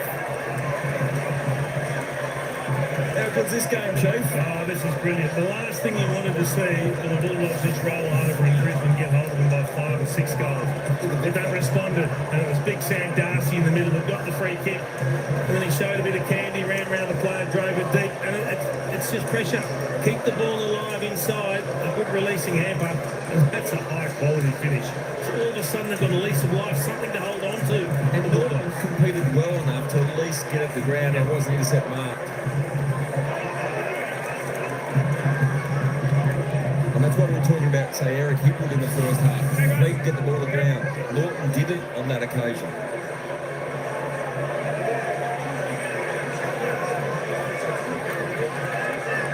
Back to a 2-point game. McInerney looks at English, taps it away from him. Richards tracks it, wanted it. Davidson squeezes it forward to Riley West. Avoids a tackle. Fraser, explosive. Hits 45, drifts down on the right to give the Dogs the lead.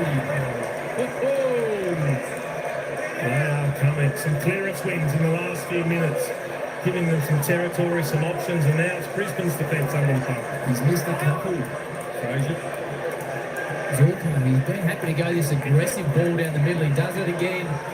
Cameron gets the front of the pack, can't hold the mark.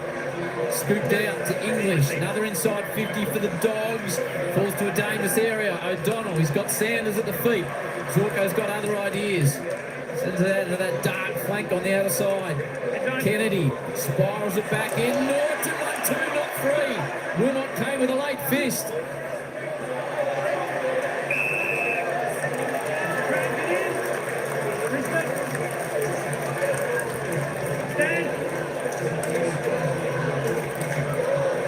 Some Dog supporters thought Norton might have been dragged down in that marking contest.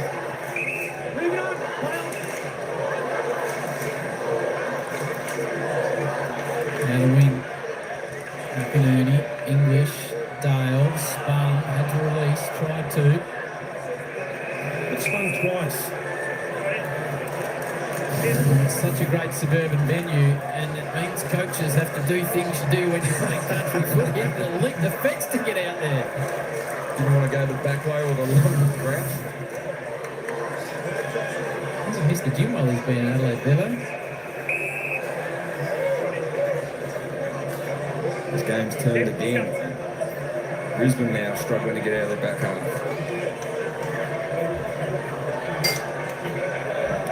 Magnus down the other coach and talking individually to his players. Neil. McCluggage caught a tap forward, won't get the bounce to Cameron. He's good enough to get it back to Willow.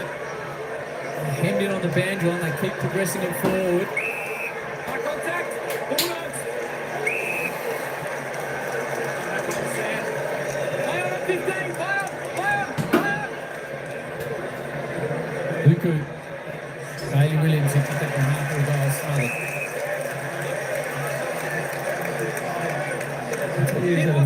Big second half for the Brisbane Lions, and just uses it well by hand. Will Ashcroft's had 16 in the second half.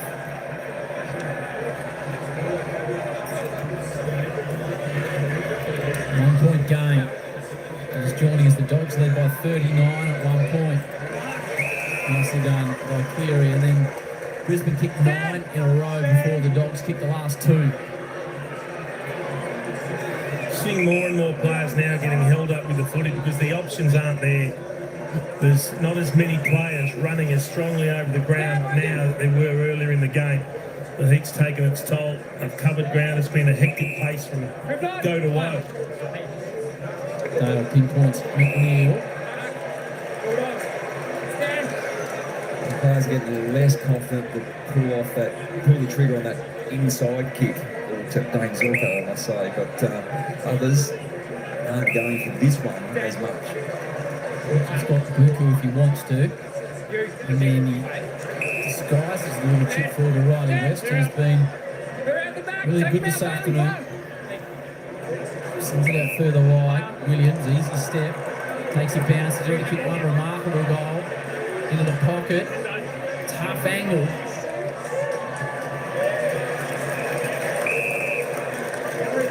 They continue to create opportunities when they go forward, though. It's hard to predict which way this one's going to go.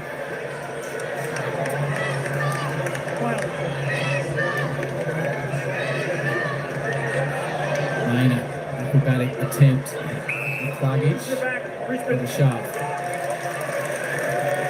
Sam Darcy on the bench. He wants to get out on the ground. He's motioning his teammates to get him on.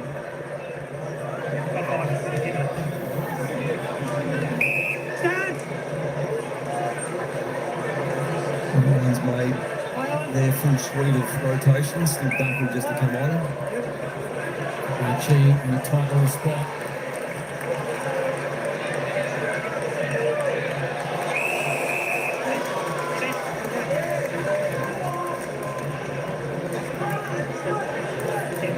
Sanders off with the Torre on.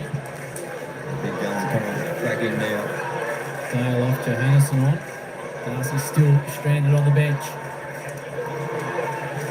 English down to Richards. Nice little bit of speed. Centres the footy. Lions have got the numbers. Payne brings it to ground. Dangerous area though. You're under pressure. Leicester takes on Norton. And pacing around like the cage line here at the moment, Sam Darcy. Lions were a bit lucky on that occasion. Did he try to duck around, avoid the tackle? I thought when we heard the whistle that there was problems, didn't she? Yeah. It's a tough tackle. He's a bit slow getting up. Ryan Leicester. Till he gets slammed into the ground. It's just a good, strong tackle. Will Ashcroft, high ball. Davidson runs into a sandwich. And there they go. McLaughlin the sub. Good contest this. Rayner battling away. Ferocious after the footy. Cam Rayner and Jones. Tapped out to Buku. He's still trying to get on the ground. Singing out to Aaron Norton to get off. He doesn't seem that keen to come off, to be honest, Richie. No, get him off. It's Dave with his head taped up. Now Norton comes off and Darcy will be back on. To the flank. With fist coming from Roy. Big watch on Charlie Cameron here. He likes to fly through at these stoppages.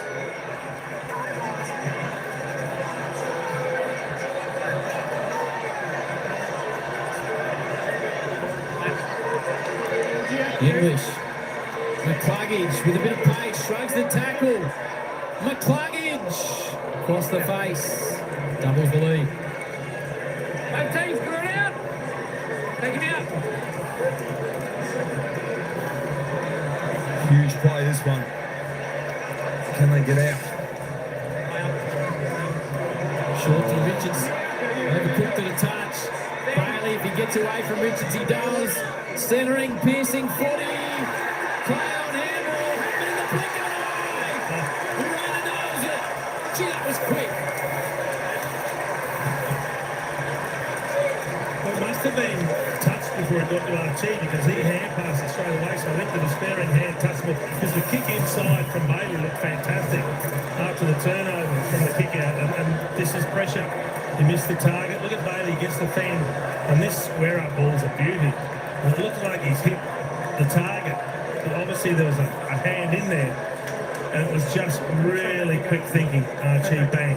This has been one of the key changes in the second half. Ball movement from the Dogs. For the most part, there was certainly a 5-minute period earlier in this quarter, but for the most part in this half, they struggled to move the ball. Missed targets coming out of defensive 50 again. Turnover from the kick out. It's been hot. It's been high scoring. There's been some wonderful skills on the display. Great battles between Darcy and Andrews. Eric Hipwood's lit up the second half. Neil with another clearance to Cameron with space ahead of him. Squeezed into the pocket. Brown again from Brisbane. Archie will go back. How good was the clean hands at ground level from Lockie Neal in the middle of the ground? Running at full pace. Full pace. He sort of bends over, hits it full pace and clean. Well, he's built over the ground, I guess. Yes, that is a great skill. Cheese kick one.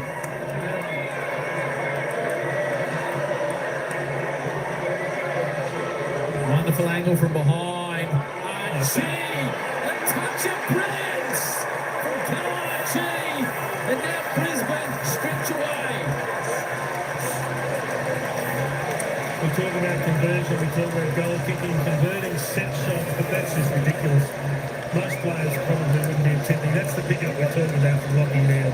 And then he releases, and he knows the hand pass just has to be in front of Charlie Cameron because he's got the wheels, and then that kicks a lead as well. But this set shot, look at the angle. Oh, how good is that? Just a little draw off the right post. And we touched on it earlier, probably the value for money player on the Lions list. Well done to Pethra on camera 4. He was all over that. That was brilliant. Now, back to the Dogs to throw their last shot at this. 14 points. Darcy is deep, as he has all night. He's got Harris Andrews for company. English, Richards, Brisbane. Shallow clearance. Cameron, Duckman diving to the pluggage. He's had a big afternoon. Golden Morris has kicked 4. Just stars all over the ground. And they don't need to go quick all the time. Take time off when you're allowed and then play the percentages. Morris, 55-metre drop punt forward. Through the hands of McInerney. Where's it going? Bulldogs, bring it up. Good luck for the umpires giving the 3-2-1 today. Come back The around. Lions getting up. Will Ashcroft's second half has been enormous with 18 for a total of 30. Williams cruises out of defensive 50 with a couple of casual bounces. West.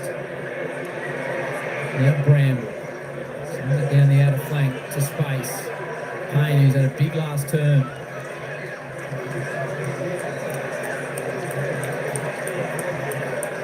Hipwood, who's had an amazing second half. Will not seen across the line. They need to get things moving here quickly, the Bulldogs. Exciting game of football, Jason. It's been fun to watch, hasn't it? And not necessarily over yet either. Could be another twist. You need something from Norton or Darcy deep. Well, they've got to get the ball down there to start with. Kick it to their advantage. Inside 50s each for the turn. He was reasonably quiet in the first half, Lockie Neal too, but he's come into his own. He just knows no other way. He just keeps working and working. Cameron has got the whole 50 to himself down here for Brisbane. If there's a high ball, might be a mark of the year. Chance now as they wobble it forward. He's been so clean, Lockie Neal. Morris. McCluggage. Zach Bailey tries to step on the right, then goes back on the left, not 15. Ashcroft picks it up, spins it, sends it to a dangerous area. Morris went off the ground, made no contact. Big moments in the game here. Brisbane looking to finish it. There he is, Rayner, wobbles it forward. Touched. Go out. 5 teams, clear it out. Well, they can't concede the next, so they desperately hung on there, the Dogs. They've got to be the next to kick a goal. They're going to go long down the middle. Look at that for a bomb. Right into the middle of the oval here at Nowood. That's a big grab from Payne. He's had an enormous last term, Lynchie. That's a monster grab. Huge, big, powerful man. And he's landed on Ryan Lester. Because it was a set-up kick for Darcy long down the middle. Williams. Yeah, he'll take time off the clock. Into Zach. They've done this well. They corrected in the middle of the ground, lifted the pressure, and then started to own the ball the further this game's gone on. Challenged at times by the Dogs who have been good, but this is going to make it very hard.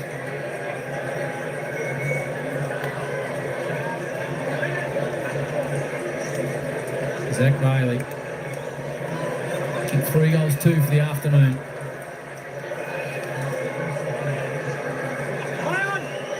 Drifts out, didn't have the distance. Goes on the left, centering to a dangerous area. Oh, Eric. It's a push. And the man that had 1 kick in the first half is going to line up for goal number 4. Probably should have been a mark in the hands. He went for the high chest mark, didn't quite control it, then copped the push. He was going to kick off a couple of steps. Likes to do this from close in. Eric Hipwood, remarkable turnaround. Hipwood's got 4, and the Lions are staging an enormous comeback. We've been treated to some high-scoring games, and we've got another one here. It's been free-flying, Mitchie. As a spectacle, you could watch this sort of football all day, every day, couldn't you? Yeah. Great atmosphere, great crowd here at Norwood. And we've seen players, and Eric sort of is at the top of that list, that is lifted to get their team back in it. That's hit him in the face. It has hit him in the face. Absolutely hit him in the face. He's kicked 4. He's had 9 score involvements in a massive second half.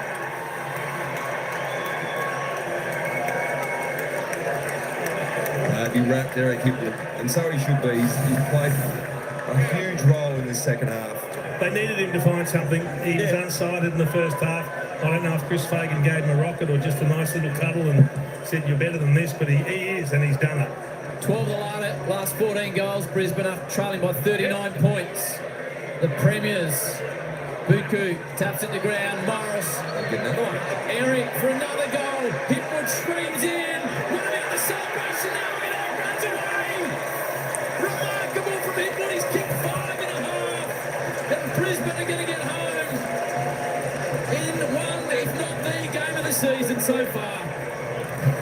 I think Fagan's having a laugh. Go, what happened? Who said something to him at half time? He's put on a clinic, Eric. And what a huge turnaround in, as you said, one of the great games. Great smother. You said it before, Jace. So often the Dogs get first possession in the clearance, but the pressure causes the turnover, and back it goes the other way. And that's good work from Hipwood to have the composure to straighten up on that left and finish. 27 points. They've done this 4 or 5 games. Comes from behind at half time. He had 1 disposal in the first half, Eric Hipwood. He's kicked 5 in the second. I'm thinking at the time, what are we going to do with a sub? Do we bring Eric off? Or we get him to kick 5? Kennedy, Darcy and Norton haven't had access in this last term. He's had 11 possessions and 5 goals in the second half. Eric Hipwood. It's just been a stunning performance. And that's 10 scoring involvements. 5 straight. Will you get the votes after having 1 disposal in the first half? Well, when you impact a game like this, yes. Absolutely, if you make a difference. He has. Richards spills clear. McNeil sizes it up. Really good finish. But unfortunately for the Dogs fans, it's too little too late. What they have shown, though, is they're going to be a team to beat. Yep. And let's not forget players the ilk of Bontempelli and Chalor and Waitman to come back into this lineup, are top quality players. So if they can just find a way to bank some wins along the way, I know this will send them to 2 and 3, but they've been very competitive against the team that I regard as the best in the competition. And gee, they've got some good support here at Nowood Oval as well. Plenty of Dogs fans in the crowd. Dogs take on St Kilda next week. The Giants away the week after. Brisbane, Collingwood at home Thursday night, and St Kilda away. So the Dogs only arrived here in Adelaide yesterday. They'll stay for some coaching clinics tomorrow morning here in Adelaide, and no doubt stay for the coaching staff for St Kilda Giants game here at Norwood Oval, their next two opponents. It's not bad when you can watch them in one game. Yeah, absolutely. McCluggage to Hipwood again. Another man possessed. Buku loses it. Here comes Hipwood again.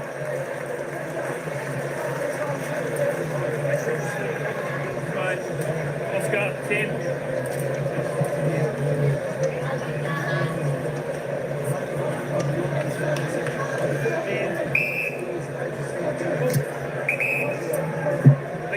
Pretending he's trying to get a head pass out to Nick Oscar back at Ernie.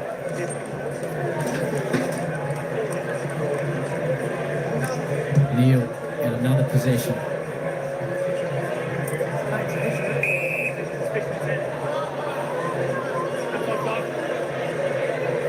He's up to 28, so it's 32 from McCluggage, 31 from Will Ashcroft, 28 for Lockie Neal. They've really got to work after slow starts. Ed Richards, 29 for the Dogs. Matty Kennedy, 27. Riley West had a big game. Yep. With 25. Unfortunately, he's hit 1 goal 3, not 3 goals 1, but he's been very impressive.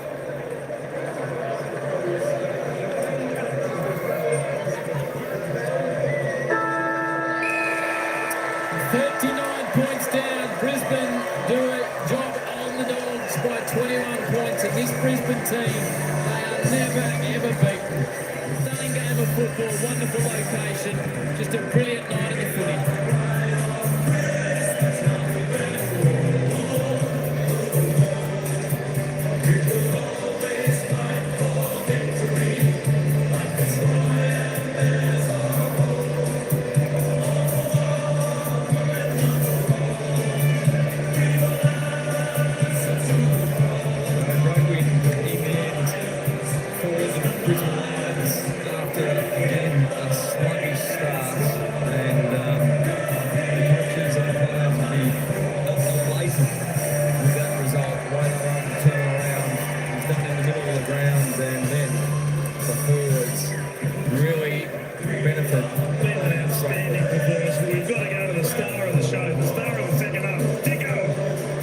Chief, certainly the star of the show, Eric. Let's talk about your game first, because you had 1 touch in the first half. I don't know what was said at half time, but you finished with 5. Tell us what turned that around. We changed a few things structurally. I got it around a little bit more. And to be honest, we just started with the ball a little bit better. Got contest right, and that's king. I believe in these small grounds, contest is king. So we got that right, and I was able to benefit a couple of the goal square. Yeah, 5th goal here. We saw Fags celebrate that. Big high fives on the boundary line. Pretty happy for you. Yeah, it's quite passionate. To come from the whole like we did, it's pretty special. You go in at half time, and you guys are renowned now for coming from behind, regardless of the margin. But what is it that the belief, or talk us through how that goes as a Brisbane line? To be totally honest, we didn't change too much. We just started to move the ball a little bit better. We knew the game would open up. They were off a tight battle last Sunday against Freo. So they had the trip over to Freo, then they came here. So it was a pretty hot game on Sunday as well for them. So we knew we could run pretty well, and we've done all this during pre-season, played in this heat, so we knew we'd have the runs in the leagues coming this half. The goals down this end must have been pretty special, because there's about 90% of the Brisbane line supporters down there. You could just hear it. The crowd itself, though, at a small oval, you could obviously get behind you on those momentum swings. Yeah, no, I love playing at these suburban grounds. It's good to have our Fitzroy supporters travel over from Melbourne as well. I love playing these suburban grounds. It makes me feel like when I was playing juniors. Undefeated, well done, mate, and 5 goals, what a turnaround, well done. Thank you, mate, appreciate it. We shouldn't underestimate how powerful the second half performance was from the Brisbane Lions. They've kicked 14 goals in the second half, 7 in the third, 7 in the last. What was the biggest margin they trailed by, Cameron? I know you'll have this. 39 points. 39 points. And they've won by 21 points going away. 14 goals to 5 after half-time. So they got busy. And they've been traditionally slow starters this year, haven't they, Lynchy? Yeah. The longer the game goes, the better they get. Absolutely, and we know that Eric Hipwood was outstanding, so was Will Ashcroft, but this man down there with Dicko now, Hugh McCloggage, had a massive game with 32. He certainly did, Lucy, 32 disposal. But before I get to your game and the team, Eric Hipwood, he's just straight batting everything. Like, he's had one touch in the first half and he's turned around with 5 goals. Like, that's incredible effort. Yeah, I think when you put the heat on Hippie, he always responds, and he did it last year, I think, at Gather Round against North, and he's done it again tonight. I don't think anyone sort of spoke to him at half-time, but that was some sort of second half. He looked like Wayne Carey out there, so it was great. In the third quarter, the midfielders, they rolled up their sleeves. I mean, your midfield goes so deep, but the Dogs were dominating that first half. Collectively through there, what were the instructions? We were just really poor in the first half. Contested ball, we were getting smashed. Clearance, we were getting smashed. We weren't doing a lot right, to be honest, and that just put so much pressure on our defenders. They've got some great key forwards that if you give them time and space to use the ball, they're going to get on the end of it. So change that around, and yeah, we've been a good second half team, but we've got to somehow work out how to get that first half going. Renowned for it now, and I mentioned that to Eric. It's like you get 30 points down, and it's like, okay, we better figure it out and keep going. But what is it? Like, what is it? The offensive side that you just click, or how do you actually get the result? Well, it's not sustainable for starters, so it's probably the contest, to be honest. Most teams are built off contest. If you can't lock it in your forward half, then you're going to be in trouble. And once you can do that, then you can get your ball movement going. You can sort of shift it and change the way you move the ball, and you're not stuck defending the whole time. I spoke to Faith before the game, 3 hot wins in a row, and I think you're not playing your best footy, and he almost slapped me. He said, you know, all the green numbers he's pretty happy with the way, but as collective, how do you think the side's going? Well, I think the first half the numbers are red and the second half they're green, and overall I think we're going well. As you mentioned, we've played Sydney on a hot day, we played at the Gabba on a hot day, and then we've played here, which that first half was so sapping. So 5-0, you'll take that every day of the week. Love gathering. I do, yeah. As I said to you before, I'll be back here when my career's done to enjoy it and lap it up. But great atmosphere here. The Lions chant going around. It was pretty special. We'll start your season here. Well done. Thanks, Nico. Thanks. You are watching Super Saturday Live. What a performance by the reigning premiers. 39 points down to win by 21. Good on them. Stay. All right, folks, there we go. There we have it. The Brisbane Lions came back with a barnstorming finish. 18-10, 118 to the Bulldogs. 14-13, 97, as they said. 3 goals won. The final term, the Doggies. 7 goals for the Lions. 7 goals in the final 2 quarters from the Lions. Got them over the ground. Just an incredible worm where you see the Bulldogs have all control. And then it all comes back to the Brisbane Lions. And the Doggies forward back. But the Lions pulled away. There we go. Well, we didn't get it right in the poll today. We had 53% going for the Western Bulldogs. But that's all right. That's all right. You know what? Even though I tipped Brisbane, that's all right. Sometimes we get it right. Sometimes we get it wrong. But what a fantastic game. We'll have a look at the ladder in a moment if it's updated. Let's just have a quick browse at the goal scorers before we end this one, because the next match is coming up in 20 minutes' time. That's Melbourne taking on the Bombers. 20 minutes' time, Melbourne versus Essendon. Eric Hipwood, as they said after, remember he only had 1 touch up in the half time. Well, he ended up with 12 disposals, 11 kicks, 5 goals. He led the goal kicking order this evening for the Brizzy Lions. Logan Morris ended up with 4 for the Lions. Zach Bailey with 3. Cam Rainen with 2. Chi with 2. Darcy Wilmot with 1. Is there any more down below there? Yes, there was. Levi Ashcroft with 1. For the Dogs, it was Norton with 3. Darcy with 2. And then we had a handful of singles. Williams, West, Saunders, McNeil, Kennedy, Freya, Doolan, Davison, Bramble. That could have been the difference. With the Doggies having to play their sub quarter time, they just sort of seemed to run out of legs come the end of the in that last quarter. And of course, Darcy sort of went out of the game, and that sort of hurt the Doggies a fair bit as well. Just a disposal count for the folks out there. If you're interested, it was Hugh McCluggage. Hey, don't forget your luggage. Hugh McCluggage ended up on top with 32 disposals for the Brisbane Lions, 15 kicks, 7 handballs, 3 marks, 6 tackles, 6 clearances. behind. Pretty good effort. Will Ashcroft, next best for the Lions, 31. The best for the Dogs was Ed Richards on 29. And Matty Kennedy on 27. We'll just roll down these. Always good to have a look at your players' stats, especially if you're watching the game after the replay. You can pause this if you like and see your stats. Over here you got the AFL fantasy points in the first column. The second column is the goals that they've kicked, the behinds they've kicked, the disposals, which account for the kicks they have, the handballs they have. In this section is the marks. This one is the tackles.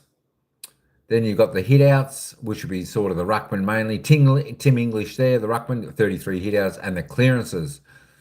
There we go. Let's just roll on down there. Cam Rayner, wasn't a bad game there. 14 disposals from him. 2 goals, 1.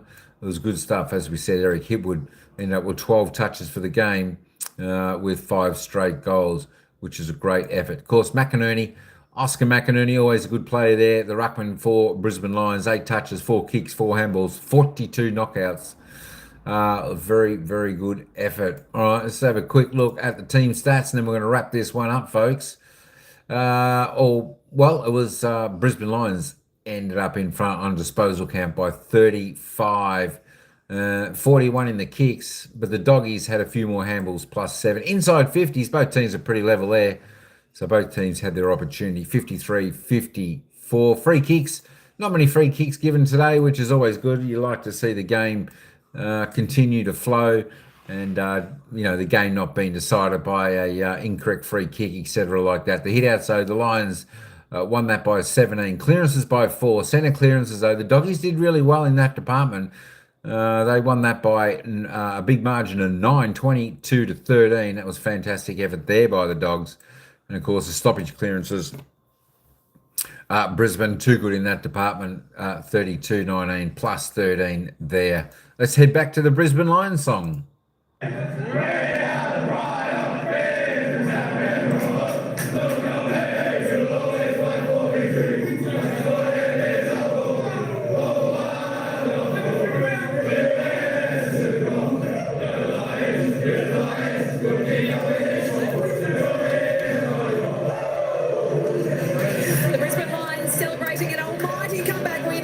Bulldogs from 39 points down in the third to win by 21 and remain undefeated in season 2025. This is Super Saturday Live brought to you by the all-electric Toyota BZ4X. David King, Jack Rewalt, Jay Clark. It's still a little bit hard to believe they won that game. What a team. What a team the Brisbane Lions are proving to be when they're not playing probably what we all think isn't their best football, but they're able to just switch gears. They know what's required, and then I think that game was simple. They just started winning contest forward of the ball. That third quarter, unbelievable. Their best quarter of football in terms of winning contests. They've had one better quarter in the last 200 games. That's 800. So plus 800 quarters of footy, plus 10 contested possessions in your forward 50. An amazing performance. Yeah, 39 points down. Obviously, the Dogs flying in that first half. And a few of the stars for the Brisbane Lions were able to step up. Hugh McCluggage, Zach Bailey. We'll speak a little bit more about Eric Hipwood. Fascinating that they'll kick 14 goals in that second half. 14 goals is a lot in a half of footy. Luke Beveridge is a big story, though. I don't feel like he's losing any admirers at the kennel. I mean, they were riding this game for 3.5 quarters. So is there any chance his stocks are going up, the senior coach? Well, you would like to be getting 4 points on the board. I think Marcus Montepelli comes back. He'll obviously be a big inclusion for the Bulldogs. They've been in every game, though, haven't they? Let's get into our BP Ultimate Performance. Who is it, Kingy? Who else? The man that just went completely crazy in the second half. He was unsighted early. I'd love to know what Chris Fagan said to him at halftime. I just feel like the way they were carrying on the bench, that there was a personal. Are you there, Eric? Are you there, mate? Are you with us? You haven't touched the prune. Can you get involved? Well, he's kicked goals before. I mean, he's kicked 6 goals 3 times in his career. He's kicked 5 goals 3 times and 3 other times. So he knows. We've seen this sort of performance, but nothing like this when he's on the rack. 1 touch at half-time, and boy, it had changed the complexion of this game because they were then getting reward for their clearance work, reward for their ball movement, and then the lesser types, and there's not a lot of them down there.